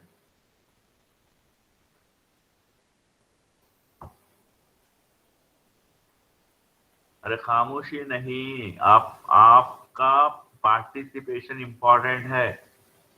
सीखने वाले आप है, आपको कहीं अटके है करे है तो समझना। मगर यहाँ पे मैं आप खुद परेशान होने से पहले मैं आपको ये बताना चाह रहा हूँ कि आप अभी सीखने का ये है यहाँ पे कि भाई डेटा टाइप्स कहते है, एक नेट डेटा टाइप है कहते रजिस्टर, ये सीखना है आपको यहाँ पे। आगे चल के मजीद आपको मैं जैसे कि बोला ये नेट डेटा टाइप की लिस्ट है, देखो वायर बोलते हैं, ट्राई बोलते हैं, वार बोलते हैं, ट्रायर बोलते हैं, वैंड बोलते हैं, ट्रैंड बोलते हैं, ये सब आगे है जानने के लिए। मगर यहाँ जानने के लिए क्या है, खाली डेटा टाइप भाई दो तरह के ही कहते हैं, एक नेट डेटा टाइप है कहते हैं, एक रजिस्टर डेटा टाइप है। रजिस्टर डेटा टाइप को वेरिएबल डेटा टाइप भी बोल रहे हैं। डिफॉल्ट वैल्यू है तो उनका क्या रहता बोले तो जेड रहता, और इसका डिफॉल्ट वैल्यू क्या रहता रजिस्टर्स का बोले तो एक्स रहता। बस ये जहन में बिठाना मकसद है यहाँ पे। और आगे चल के जब पढ़ेंगे हम तो भाई ये नेट डेटा टाइप के टाइप से देखो, यहाँ पे वायर बोल के बोल रहे हैं, जब ये यहाँ पे इनको याद रखने की यहाँ पे बात थी। अभी आगे चल के क्या वायर का इस्तेमाल कैसा होता वो देखने का है। जैसा कि अभी यहाँ पे एग्जाम्पल्स बताया गया आपको, यहाँ पे वायर रीसेट बोल के बताया गया। और आगे चल के मजीद आपको है तो यहाँ पे ये रेज का इस्तेमाल कैसा होता है, रेज काउंट ऐसा। रेज का तो वैसे माशाल्लाह आप कई बार टेस्ट बेंचेस में देखे रेज का इस्तेमाल कैसे हुआ। तो इस तरह से आगे है ना आपको धीरे से फिर यहाँ पे जा रहे हैं। तो यहाँ इस्तेमाल उसका और मजीद आगे नेक्स्ट स्लाइड्स में है ना और भी देखेंगे आप। बस है ना यहाँ पे जो बताया वो समझ गए, या किसी को है ना जो बच्चे समझ नहीं आ रहा उनको खास करके पूछ रहा हूँ मैं। आप शर्माए ना, हिचकिचाए ना, पार्टिसिपेट करे। समझ रहे हैं क्या बोल रहे हो आप? जी सर समझ में आया। हाँ, तो आगे अगर बढ़ रहे आप तो अब ये देखिए आप यहाँ पे वायर बोल के हैं, ट्राई बोल के हैं। अभी ये समझाने के लिए मैं यहाँ पे आपको एक एग्जाम्पल लेके बताता हूँ। आप मॉड्यूल से पहले आप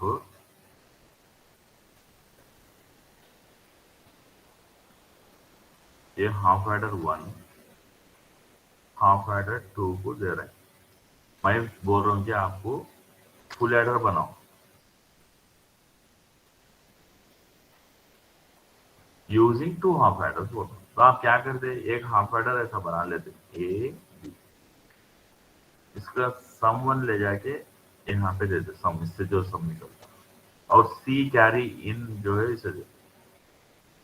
इसका जो सम है मेन एक्चुअल सम आ जाता है इसका C1, इसका C2, ये निकाल के आप क्या करते, एक और गेट को देते। तो इस चीज को अगर मैं बोलूं कि आप कोडिंग करो, तो आप क्या करेंगे, इस तरह से करेंगे। मैं यहाँ लिख के बताने से है ना टाइम वेस्ट होने से अच्छा है कि सीधा आपको मैं है ना वो ओपन करके बता दूं, क्योंकि मैं ऑलरेडी यहाँ पे डेवलप करके रखा हूँ गिटहब पे, जो आप लोगों के साथ भी मैं शेयर करा।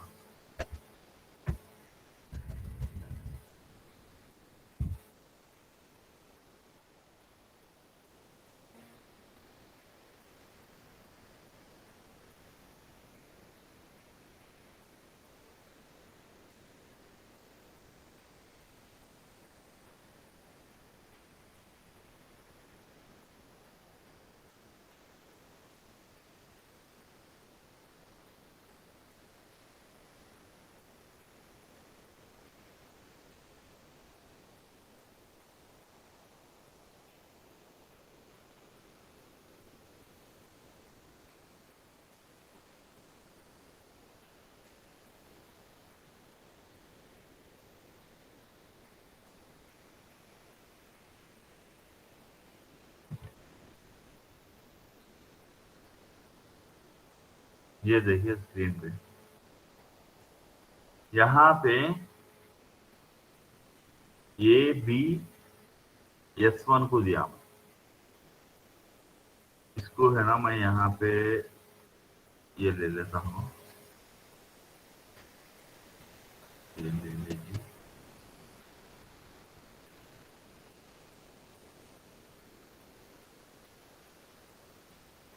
कोई देखे यहाँ पे, ये एक हाफ एडर है। अरे ठीक है, गड़बड़ हो गया।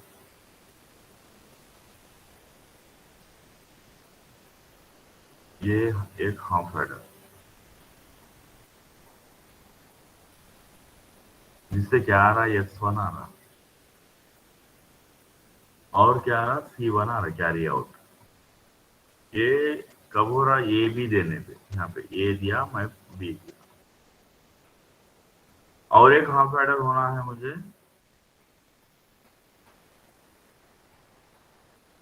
ये सम को यहाँ दे रहा हूं मैं, ये इसे सी इन यहाँ पे दे रहा हूं, यहाँ पे मैं सम ले लिया, और यहाँ पे मैं क्या कर रहा हूँ, ये कैरी 1 और ये कैरी 2, ये दो निकाल के आर गेट को दे रहा हूँ, जब जाके मेरा एक्चुअल कैरी आउट आया। ये क्लियर है क्या सबको, ये चीज पहले क्लियर है क्या, ये फिगर कैसा आया क्या है? Yes sir. जी सर। हाँ यस सर। हाँ, अगर ये क्लियर है तो अभी ये देखिए, आप गौर से देखिए यहाँ पे, ये जो एक्सऑर गेट एंड गेट है ना यहाँ पे, ये एक्चुअली HA1 है, और ये एक्सऑर गेट, ये एंड गेट जो है ना, ये HA2 है। ये आपका आर गेट यहाँ पे, ये फाइनल ये जो आर गेट आता।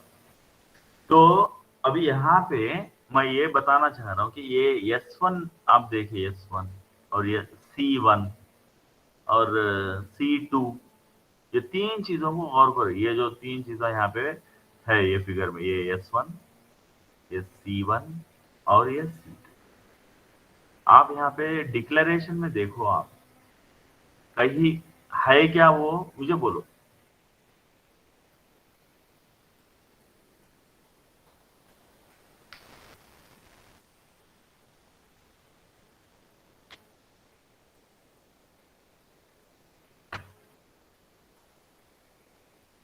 इतना टाइम क्यों लग रहा, मैं क्या पूछा नहीं समझे? हेलो,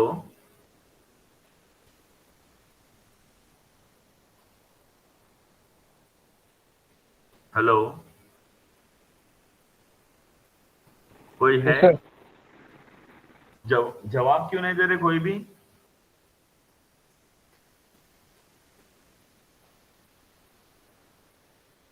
अरे भाई मैं जो सवाल करा वो समझ में आया या नहीं?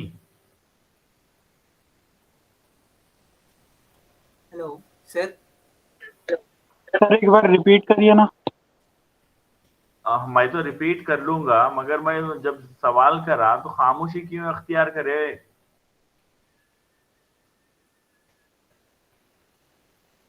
अरे हेलो वहां पे एक ही बच्चा है क्या? हेलो अरे हाँ, हेलो। Hello sir. हाँ बोलिए। सर ये नेटवर्क प्रॉब्लम था सर, मैं जब से रेस्पॉन्ड हो रहा था मगर आपको सुनने में नहीं आ रहा था। अच्छा, सॉरी। आपको नेटवर्क का प्रॉब्लम है, दूसरों को? अरे भाई मैं ये बोल रहा हूँ कि जिसे समझ में नहीं आया वो है ना, खास करके उन लोगों को बोल रहा हूँ मैं जिसे समझ में नहीं आया। मैं जो भी पूछ रहा हूँ, जरा एक्टिवली पार्टिसिपेट करो। एक्टिवली पार्टिसिपेट करे तो आपको समझ में आता। आप कुछ भी पार्टिसिपेट नहीं करेंगे तो कैसे समझ में आता? मैं आपको समझाना क्या चाह रहा हूँ? मेरी आवाज आ रही है आप लोगों तक? Yes sir. Yes sir. Yes sir. अगर आवाज यस आ रही सर। तो अगर आवाज आ रही तो मैं ये बोल रहा था आपको कि यहाँ पे ये जो दिखाई दे रहा है, मैं ये आपको समझाने जा रहा था कि ये S1 C1 C2 ये जो दिखाई दे रहे हैं और इस्तेमाल भी हुए हैं यहाँ पे, S1 C1 C2 ये कोडिंग में भी इस्तेमाल हुए हैं। वो डिक्लेरेशन में कहीं है क्या पूछ रहा हूँ? डिक्लेरेशन में कहीं है क्या पूछ रहा हूँ? नहीं है सर। नहीं सर, नहीं है। सभी सभी जो खास करके वो बच्चे जिसे समझ में नहीं आ रहा वो जरा देखो, गौर करके देखो मैं सवाल क्या करा, वो देख के जवाब दो। ये आपके सामने ब्लॉक डायग्राम है यहाँ पे, जिसमें S1 C1 C2 का इस्तेमाल हुआ है और या कोडिंग में भी S1 C1 C2 का इस्तेमाल हुआ है। और वो डिक्लेरेशन में है क्या पूछ रहा हूँ? जो जवाब दे दिए ठीक है, उनमें नहीं पूछ रहा हूँ दोबारा। जो नहीं दे के बैठे हैं उनसे पूछ रहा हूँ।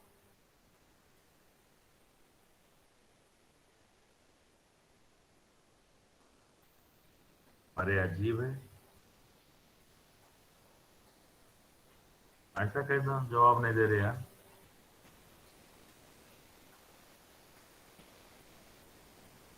अब्दुल माजिद आप जवाब दे दिए?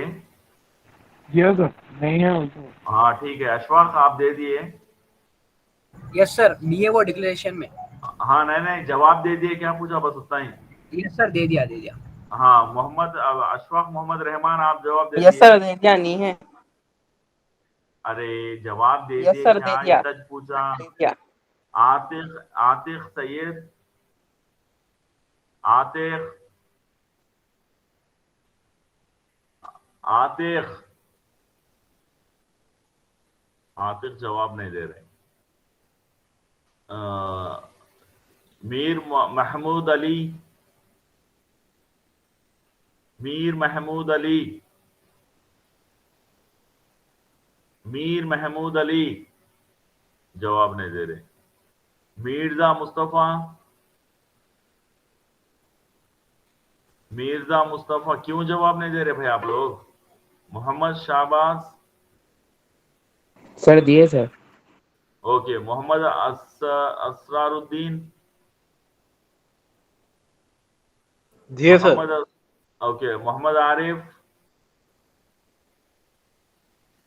Yes sir, yes sir. जवाब दिए बोल रहे हैं क्या?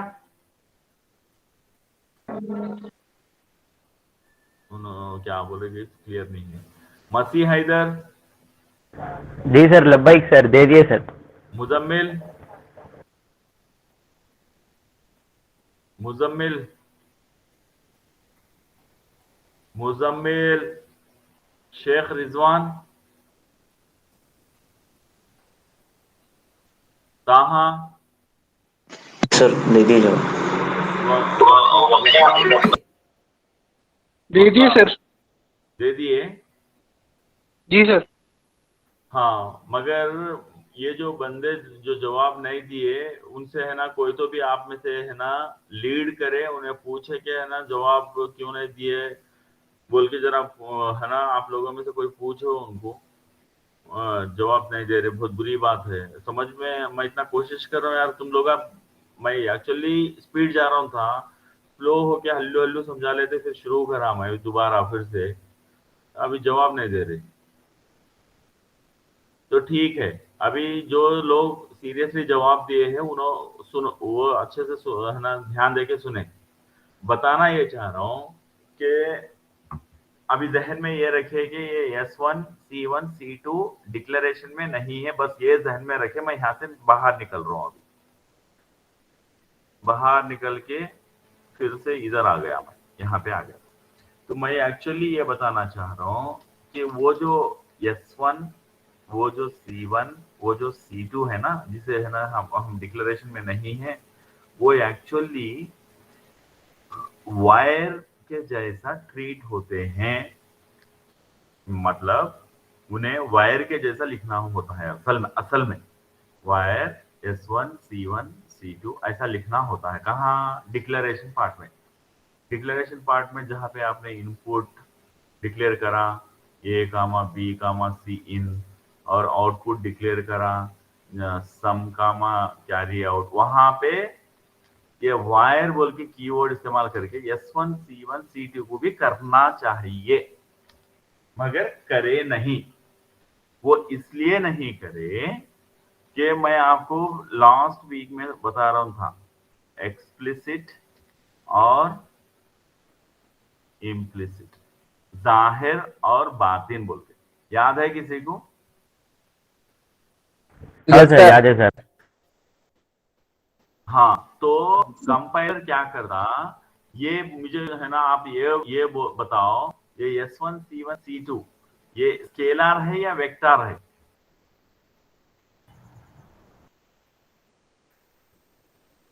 Vector sir. वो सर जो स्केलर है, बोले, वो स्केलर जो है। वेक्टर बोल वो जो वेक्टर बोले भाई, आपको कई बार बताया आप है ना, वेक्टर का मतलब वो मोर देन 1 बिट रहता। मोर देन 1 बिट रहा तो ऐसा बताते, देखो 1 कॉलन 0 यानी यस 1 सर, और गॉट इट। 0। हाँ, तो ये ऐसा ऐसा यहाँ पे नहीं है ना, यस सर, मिल गया सर। तो ये क्या है? स्केलर है। Yes yes sir. सर। तो इसके कौन बोले वो वेक्टर? जरा सर को नाम वाम बोलना। शेख रिजवान। स्केलर जो है, स्केलर जो है, ये जो स्केलर जो है उसको कंपाइलर क्या करता, उसको कंपाइलर क्या करता, इम्प्लिसिटली इम्प्लिसिटली उन्हें उसको वायर के जैसा उन्हें उन्हें खुद ही समझ लेता। हमको एक्सप्लिसिटली लिखने की जरूरत नहीं है। तो फिर वायर क्यों है? फिर वायर डेटा टाइप है क्यों? कब इस्तेमाल होता? इस्तेमाल जब होता अगर ये S1 S2 ये S1 C1 C2 अगर वेक्टर के होते, वेक्टर टाइप के, तो वो कितने बिट्स के हैं? वो जब हमको लिखना होता एक्सप्लिसिटली, वायर 3 कॉलन 0 S1, फर्ज करो 4 बिट का है S1 और है ना 2 बिट का C1 है समझो, जस्ट अंडरस्टैंडिंग के लिए है ना मैं ये एग्जांपल्स दे रहा हूँ। और ये 8 बिट का है समझो C2। अभी ये S1 C1 C2 स्केलर है कि वेक्टर है? वेक्टर है सर। वेक्टर है सर, वेक्टर। हाँ, ये S1 C1 C2 इस केस में वेक्टर है। तो ये वेक्टर है के वजह से हमको यानी डिजाइनर को, हम जो कोड डेवलपर है, हमको वायर बोल के एक्सप्लिसिटली लिखना पड़ता। अभी बात समझ आ गई? Yes sir. यस सर, समझ आ गई। तो यस सर। हम ये जो वायर का इस्तेमाल कब होता है बोले तो, कोई भी अगर वेक्टर हो तो कंपल्सरीली हमको वायर का इस्तेमाल करना है। अगर वायर का इस्तेमाल नहीं करते हैं तो कंपाइलर उसको इम्प्लिसिटली क्या ले लेता है? वायर स्केलर टाइप पे ले लेता है, स्केलर टाइप पे यानी सिंगल बिट के जैसा। समझ गए अभी? Yes sir. जी sir. Yes sir. Yes sir. जी। तो अभी आगे बढ़ते हैं, यहाँ पे ये जो ट्राई बोल के इस्तेमाल करें, ये जो ट्राई का इस्तेमाल है ना, यहाँ पे आपको एग्जाम्पल के साथ यहाँ पे, अगर इसमें नहीं है तो मुझे दूसरा स्लाइड लेना पड़ेगा।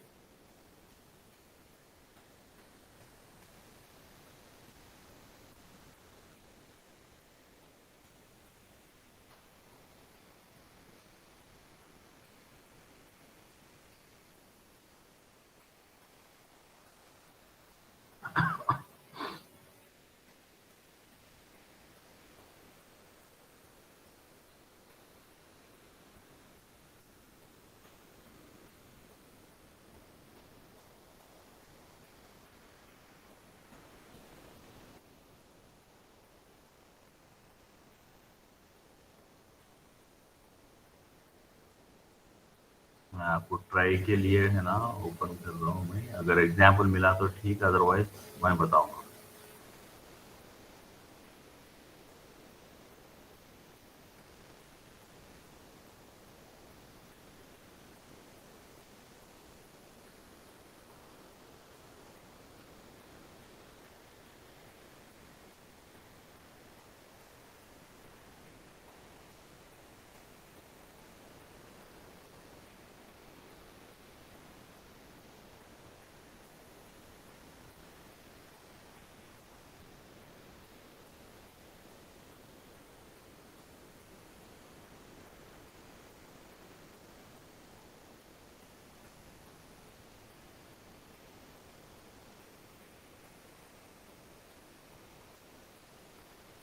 यहाँ पे देखिए ये ट्राई का, the keyword try has a function identical to that of while when a net is driven by more than one tri-state gate।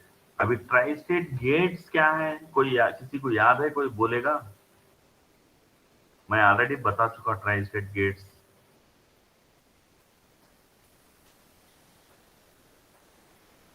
नहीं याद है सर। किसी को भी याद है? नहीं सर, याद नहीं है सर। ओके, ये है ना, आपको याद है लास्ट वीक में बफ if 0, buff if 1, notif 0, notif 1, ये अभी याद आया? जी सर याद है। हाँ, तो इन्हें कहते हैं tri state gates, buf if 0, buff if 1। इसका रिप्रेजेंटेशन है ना बफ का, जनरली बफ ये है, बफ यानी बफर, और नॉट का रिप्रेजेंटेशन ऐसे है, ये है नॉट। यानी बफ क्या करता है, आप जो भी इनपुट दिए सेम चीज यहाँ पे आउटपुट पे बताएगा, इधर आउटपुट पे। मगर इन्हें क्या करता है, यहाँ पे अगर इनपुट दिए तो उसका इन्वर्ट करके यहाँ पे देता, IN बार, इन दिए IN बार आता। तो ट्राई स्टेट का क्या मतलब हो गया, यहाँ पे ये जो नॉट गेट है उसके साथ यहाँ पे अगर आप कंट्रोल लगा देते, कंट्रोल, तो ये कंट्रोल अगर हाई है तो ही ये इन जो है तो यहाँ पे IN बार के जैसा पेश आएगा। वही नॉट इफ 0 में यहाँ पे बबल रहता। लास्ट वीक देखे थे, आपको भूलना नहीं चाहिए, वीडियो भी रिकॉर्डिंग शेयर कर रहा हूँ मैं। ये यहाँ पे ये जो कंट्रोल है, यहाँ पे ये मैं यहाँ पे ये कंट्रोल अगर 0 हो तो ही यहाँ का जो भी इन है वो इन बार कैसा काम करेगा। तो अब यहाँ पे क्या बोला जा रहा है भाई आपको, when net is driven by more than, एक से ज्यादा, more than one tri-state gate, it is declared as a try rather than as while। मतलब नेट है एक आपका, यहाँ पे एक ट्राई स्टेट गेट है और यहाँ पे एक ट्राई स्टेट गेट है, ये दोनों भी एक ही नेट, यहाँ पे y बोल के एक आउटपुट है, ये इसको ड्राइव कर रहे हैं, यानी y इक्वल टू यहाँ की जो भी वैल्यू है यहाँ पे है ना, इसको बोलो x1 बोलो, इसको x1 बार, और इसको कहो कि आप x2 बार, और यहाँ पे आप दे रहे हैं x1 दे रहे हैं, यहाँ पे दे रहे हैं आप x2 दे रहे हैं। तो ये x1 x2 ये दोनों एक ही आउटपुट के पास जा रहा है ऐसा। तो when a net is driven by one or more than one, यानी यहाँ पे x1 और x2 तो more than one हो गए। तो यहाँ पे when net is driven by more than one tri state gate यहाँ पे ये यहाँ पे आपका कंट्रोल लगेगा, यहाँ पे ऐसा कंट्रोल। तो ये होगा आपका ट्राई स्टेट गेट। तो अभी क्या बोल रहा वैसा वाला नेट को क्या करेंगे, वायर के जैसा नहीं बताएंगे आप, बल्कि ट्राई बोल के बताएंगे। यानी यहाँ पे डिक्लेरेशन में यहाँ पे क्या करेंगे आप, ट्राई वाई बोल के बताएंगे। ये कहाँ पे डिक्लेरेशन पार्ट में बोल रहा हूं मैं, डिक्लेरेशन पार्ट में आप ऐसा बताएंगे। डिक्लेरेशन में जहाँ पे हम है ना इनपुट लिखते हैं, आउटपुट लिखते हैं, वहां पे ट्राई बोल के भी लिख सकते। कब लिखेंगे ट्राई बोल के, आपको मालूम है कि एक ऐसा आइडेंटिफायर है वाई जिसे एक से ज्यादा ट्राई स्टेट गेट्स अपना आउटपुट को दे रहे हैं। तो जब आप ट्राई बोल के लिखते, तो ये बात पहले एग्जाम्पल बाद में देखिए। ये समझ गए मैं क्या बोलना चाह रहा हूँ? Yes sir. सर हाँ, तो अभी यहाँ पे देखिए, अभी ये एग्जाम्पल है, यहाँ पे देखिए, मैं इसको थोड़ा जूम कर लेता हूँ।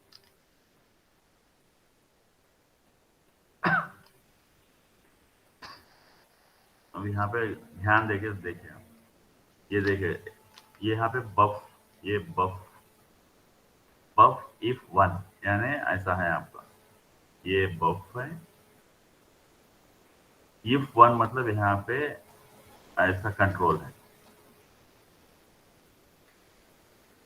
ये गेट है G1, इसे G1 बोलो। यहाँ पे नाम देखिए, G1 बोलो, ये G1। और एक गेट है बफर 0, ये है आपका बफर। कंट्रोल लगा दो यहाँ पे बबल वाला, जब भी जाके ये बनेगा बफ इफ 0 वाला, और ये बना है बफ इफ 1 वाला। अब ये दोनों देखो यहाँ पे आउटपुट सेम है, यानी यहाँ पे आउट बोल के एक है ना आइडेंटिफायर है, जिस आइडेंटिफायर को इसका भी G1 का भी आउटपुट जा रहा और ये G2 का भी आउटपुट जा रहा। ये इसका इनपुट क्या है, A है, और इसका इनपुट क्या है, B है, और इसका कंट्रोल क्या है, ये एनेबल बोल के है। वही एनेबल इसे भी जा रहा, सेम एनेबल, ये सेम एनेबल यहाँ पे देखो। अब ये दोनों का आउटपुट शॉर्ट कर दे कि किसे दे रहे हैं, आउट बोल के जो आइडेंटिफायर है उसे दे रहे हैं। तो ऐसे सूरत में ये जो आउट है ना, इसको डिक्लेयर करना ना, हम क्या बोल के डिक्लेयर करेंगे, ये आउट आइडेंटिफायर को वायर से करेंगे क्या, नहीं करना चाहिए। किससे करना फिर,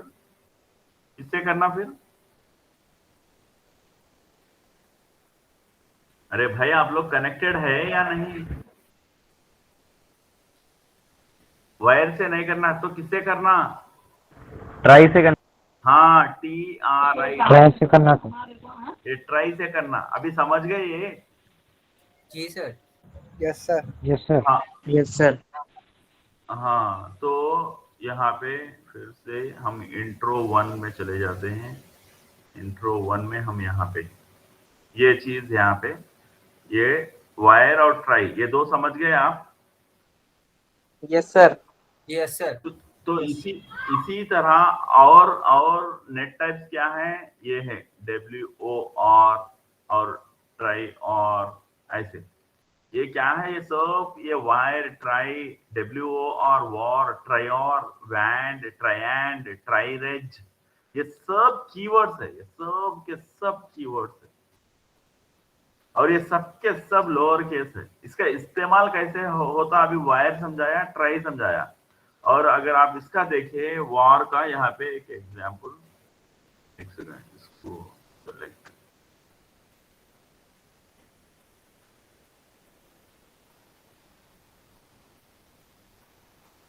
अरे ये सेलेक्ट नहीं हो रहा है। यहाँ पे एक्चुअली एक लिंक रखे हैं, हाइपर लिंक, ये क्लिक करने पे उधर जाना चाहिए उसको। तो एक सेकंड,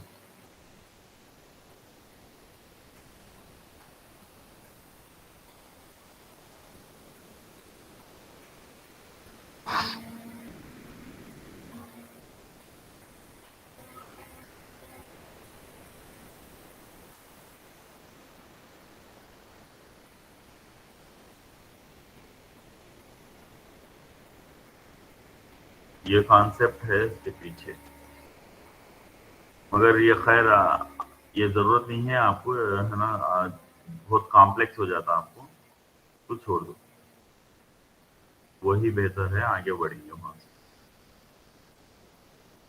तो इसके लिए मैं, है ना, एक सेकंड,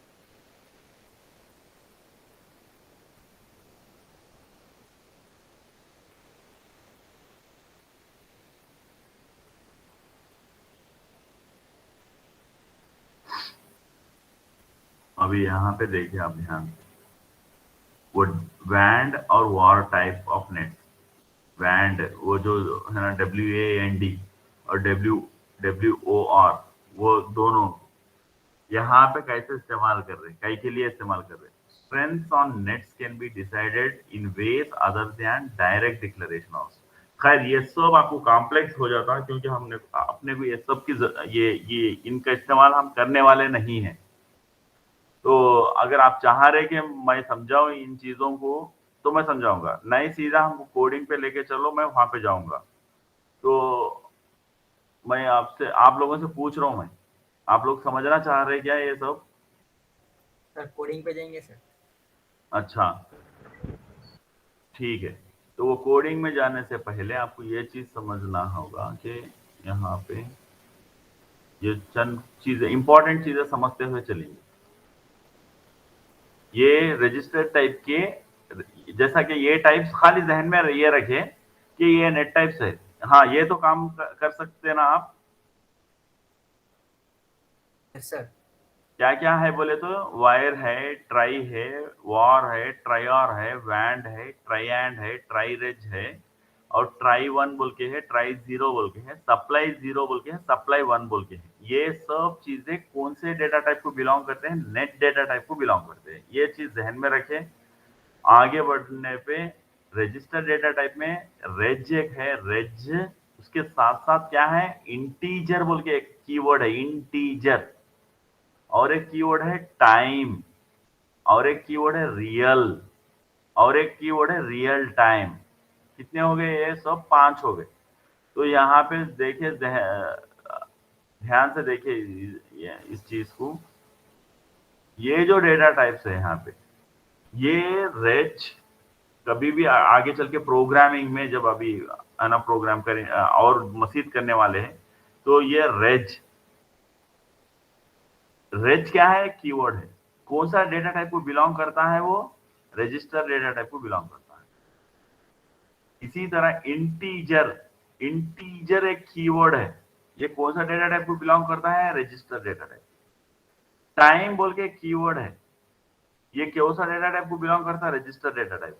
रियल कीवर्ड है, और एक है रियल टाइम, ये भी रजिस्टर डेटा टाइप को बिलोंग करते हैं। रजिस्टर डेटा टाइप का दूसरा नाम क्या है? Variable data type. तो इसे याद रखो आप, भूलो मत। ये कहाँ इस्तेमाल होते हैं? आपको प्रोग्रामिंग में जब आपको लूप लिखना होता है, लूप, फॉर लूप लिखना है, तो जब है ना फॉर लूप के अंदर एक इंडेक्स होता है ना, इंडेक्स वेरिएबल। आप फॉर लूप अगर देखे हैं सी के अंदर, जो बच्चा सी कभी करा है, तो i equal to 0, i less than 5, i equal to i plus 1 बोल के अगर लिखे हैं, तो ये जो आई है ना, लूप इंडेक्स वेरिएबल कहते हैं, लूप इंडेक्स वेरिएबल। तो ये लूप इंडेक्स वेरिएबल को भी डिक्लेयर करना होगा, है कि नहीं? लूप इंडेक्स वेरिएबल को डिक्लेयर करना होगा ना ऊपर डिक्लेरेशन पार्ट में। जी सर। तो वहां पे Yes, sir. इंटीजर का इस्तेमाल होता है, इंटीजर आई। तो इसके लिए ये इंटीजर चाहिए। ये इंटीजर कौन सा डेटा टाइप को बिलोंग करता? अरे है ना, रजिस्टर। हाँ। Sir. तो इसी तरह अगर आपको ये टाइम है, आपको सिमुलेशन टाइम को आप होल्ड करना चाह रहे, तो कीवर्ड टाइम इस्तेमाल करें और कुछ भी वेरिएबल एक्स को ऐसा इस्तेमाल करें। तो जब क्या होगा, ये एक्स वेरिएबल है ना, ये टाइम, सिमुलेशन टाइम होल्ड करने के लिए इस्तेमाल होता। तो रियल और रियल टाइम, रियल में क्या है, रियल डेटा टाइप, जैसे कि आपको बताएगा 11.32, ऐसा 11.32, या आप एक्स को असाइन करना चाहते। एक्स क्या है ना, जब ये एक डेटा टाइप को बिलोंग करना, ये डेटा टाइप कौन सा होना चाहिए? रियल होना चाहिए। रियल डिक्लेरेशन एरिया में आप रियल एक्स बोल के अगर करते हो, तो वो एक्स में आप क्या कर सकते? 11.32 ऐसे ऐसे ऐसे वैल्यूज को डाल सकते हो। समझ रहे हैं ना? जी सर। Yes, sir. तो यहाँ पे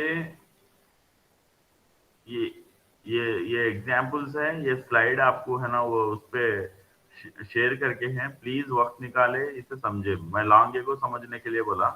कितने लोग वहां पे जाके इस तरह से, आज जो मैं आपके सामने लेके बैठा, कितने लोग इस तरह से घर में पढ़ते बैठे, मुझे नहीं मालूम, मगर पढ़ना चाहिए। तो ये आपको, जो बच्चे प्रोग्राम कुछ समझ में नहीं आ रहा बोल के जो परेशान बोरान हो गए, जो है ना मालूम हुआ, तो वो क्यों हो रहा? ये बेसिक्स है, ये जानकारी चाहिए। जब ये जानकारी हमको लेना है तो हम बोर हो जाते। मुझे पता है आज का क्लास बोरिंग रहेगा, मगर क्या करूं, ये बेसिक्स है। ये लैंग्वेज बिना जाने ये बेसिक्स को अगर सीधे सीधे लैंग्वेज में प्रोग्रामिंग में खुद पढ़े, तो प्रोग्रामिंग जब सर पे से जाने लगेगा, अरे ये क्या है, रेंज क्या है, इंटीजर क्या है, ये फॉर लूप क्यों है, केस क्यों है, और इफ एल्स स्टेटमेंट्स क्या है, और वो कौन सा ऑलवेज क्या है, इनिशियल क्या है, और ऑलवेज को है ना प्रोसीजरल ब्लॉक क्यों बोल रहे हैं। ये सब सवालों से आप हैरान परेशान हो जाओगे। ये बेसिक जो अभी तक मैं समझा लेते आया, जरा सब्र रखे आप, है ना, अच्छा ऐसा है क्या, ऐसा है, समझने की कोशिश करते, तो आगे चल के वो प्रोग्राम्स में ये परेशानी आने वाली नहीं। ये जो कि बच्चा नहीं समझता ये बात को, अब इतना बताते आ रहे, तो ये सो अभी क्या तो भी है रे भाई, ये वायर क्या, ट्राई क्या, यानी हमको इंटरेस्ट आना चाहिए कि अरे भाई ये वॉर बोल रहे हैं, क्या है ये, ऐसा जानने के अंदर से अपने को फील रहना हो। तो खैर आगे है ना आपको प्रोग्रामिंग में लेके जाऊंगा, पर ये चीजें बेसिक्स बताना जरूरी था आपको। तो आगे यहाँ पे देखिए, अभी ये इंपॉर्टेंट है, जरा देख ले पहले। अभी आप अपने को पैरामीटर है ना, कोई कांस्टेंट को डिक्लेयर करना है, तो कांस्टेंट को डिक्लेयर करना है तो उसे हम पैरामीटर कीवर्ड से करते। अभी कल के दिन में प्रोग्रामिंग में कई पैरामीटर लिखूंगा, तो बच्चा बिल्कुल परेशान नहीं होना चाहिए। ये पैरामीटर बोल के क्या है, इसे ये क्या है, पहले तो कीवर्ड है। ये क्या है, कीवर्ड है। तो कई के लिए इस्तेमाल होता है पैरामीटर कीवर्ड, कांस्टेंट को असाइन करने के लिए इस्तेमाल हो। जैसा कि यहाँ पे एग्जांपल्स में देख रहे हैं आप, parameter line length, line underscore length, तो 132 इस्तेमाल करें। आगे चल के प्रोग्राम में कहीं पे भी आप लाइन, ये जो लाइन है यहाँ पे, लाइन अंडरस्कोर लेंथ अगर इस्तेमाल करते, तो उन्हें ऑटोमेटिकली क्या ले लेता?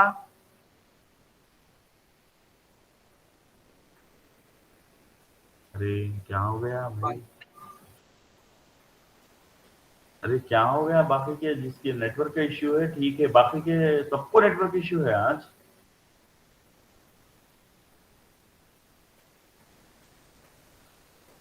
भाई ये गलत नहीं कर रहे, आपको नहीं लगता कि गलत हो रहा है? Hello. Yes sir.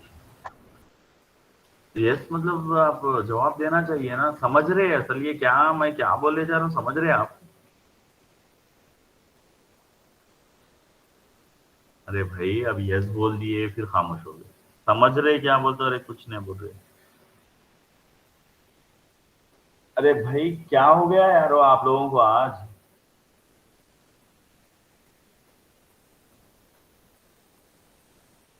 Hello. Hello sir. समझ रहे हैं या नहीं समझ रहे हैं? यस सर, समझ में आ रहा। समझ में आ रहा तो फिर जवाब क्यों नहीं दे रहे, इतना पूछने क्यों लगा रहे मुझे? मैं ये बता रहा हूँ कि ये पैरामीटर जो है ना, पहले तो क्या है ये parameter? What is parameter? It's a keyword. Parameter क्या है? कीबोर्ड। यस, एक कीबोर्ड। कीवर्ड है। कीवर्ड। कीवर्ड है आपका। कीवर्ड। तो आप प्रोग्राम में आपके 1000 लाइन्स है, समझो 1 से शुरू होके 1000 लाइन्स है। 1000 लाइन्स में एवरीवेयर आपको है ना ये कुछ वैल्यू है जहाँ पे आपको है ना 132 लिख रहे हैं।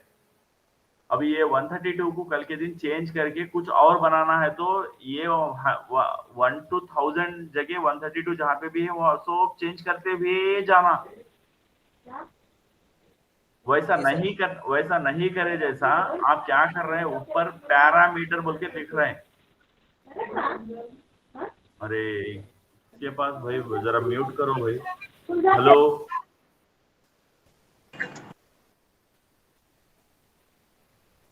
ये पैरामीटर बोल के लिख के यहाँ पे है ना C1 इक्वल टू 132 बोल के लिख दिया आप। अभी यहाँ पे 1 to 1000 लाइन्स पे कहीं पे भी C1 को है ना C1 का इस्तेमाल हुआ है, कहीं पे भी C1 का इस्तेमाल हुआ है, वहां पे हर जगह 132 132 132 आएगा।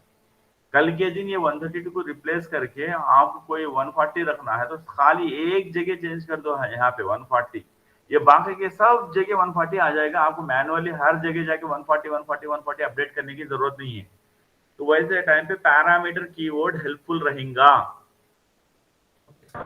अच्छा सर, समझ गया sir. Okay sir. Yes sir, समझ गए सर। Okay sir. पैरामीटर्स। हाँ, तो इसके बाद में ये मेमोरीज कल देखेंगे, मेमोरीज के बारे में क्या है मेमोरीज। आज अटेंडेंस ले लेता मैं, वो बच्चे को अटेंडेंस भेजो बोला उन्होंने, नहीं भेजे कल। मुजम्मिल है आज इधर? मुजम्मिल मुजम्मिल मुजम्मिल। अरे मुजम्मिल है?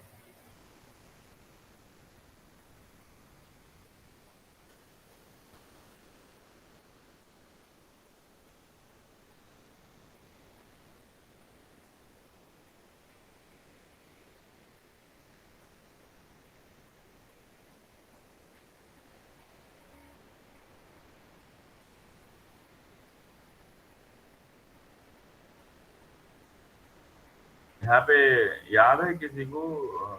खैर मैं बाद में एंट्री कर लेता हूँ, 2 छोड़ देता हूँ, शायद 2 एंट्री करना है मुझे। मैं यहाँ से आज का ले लेता हूँ।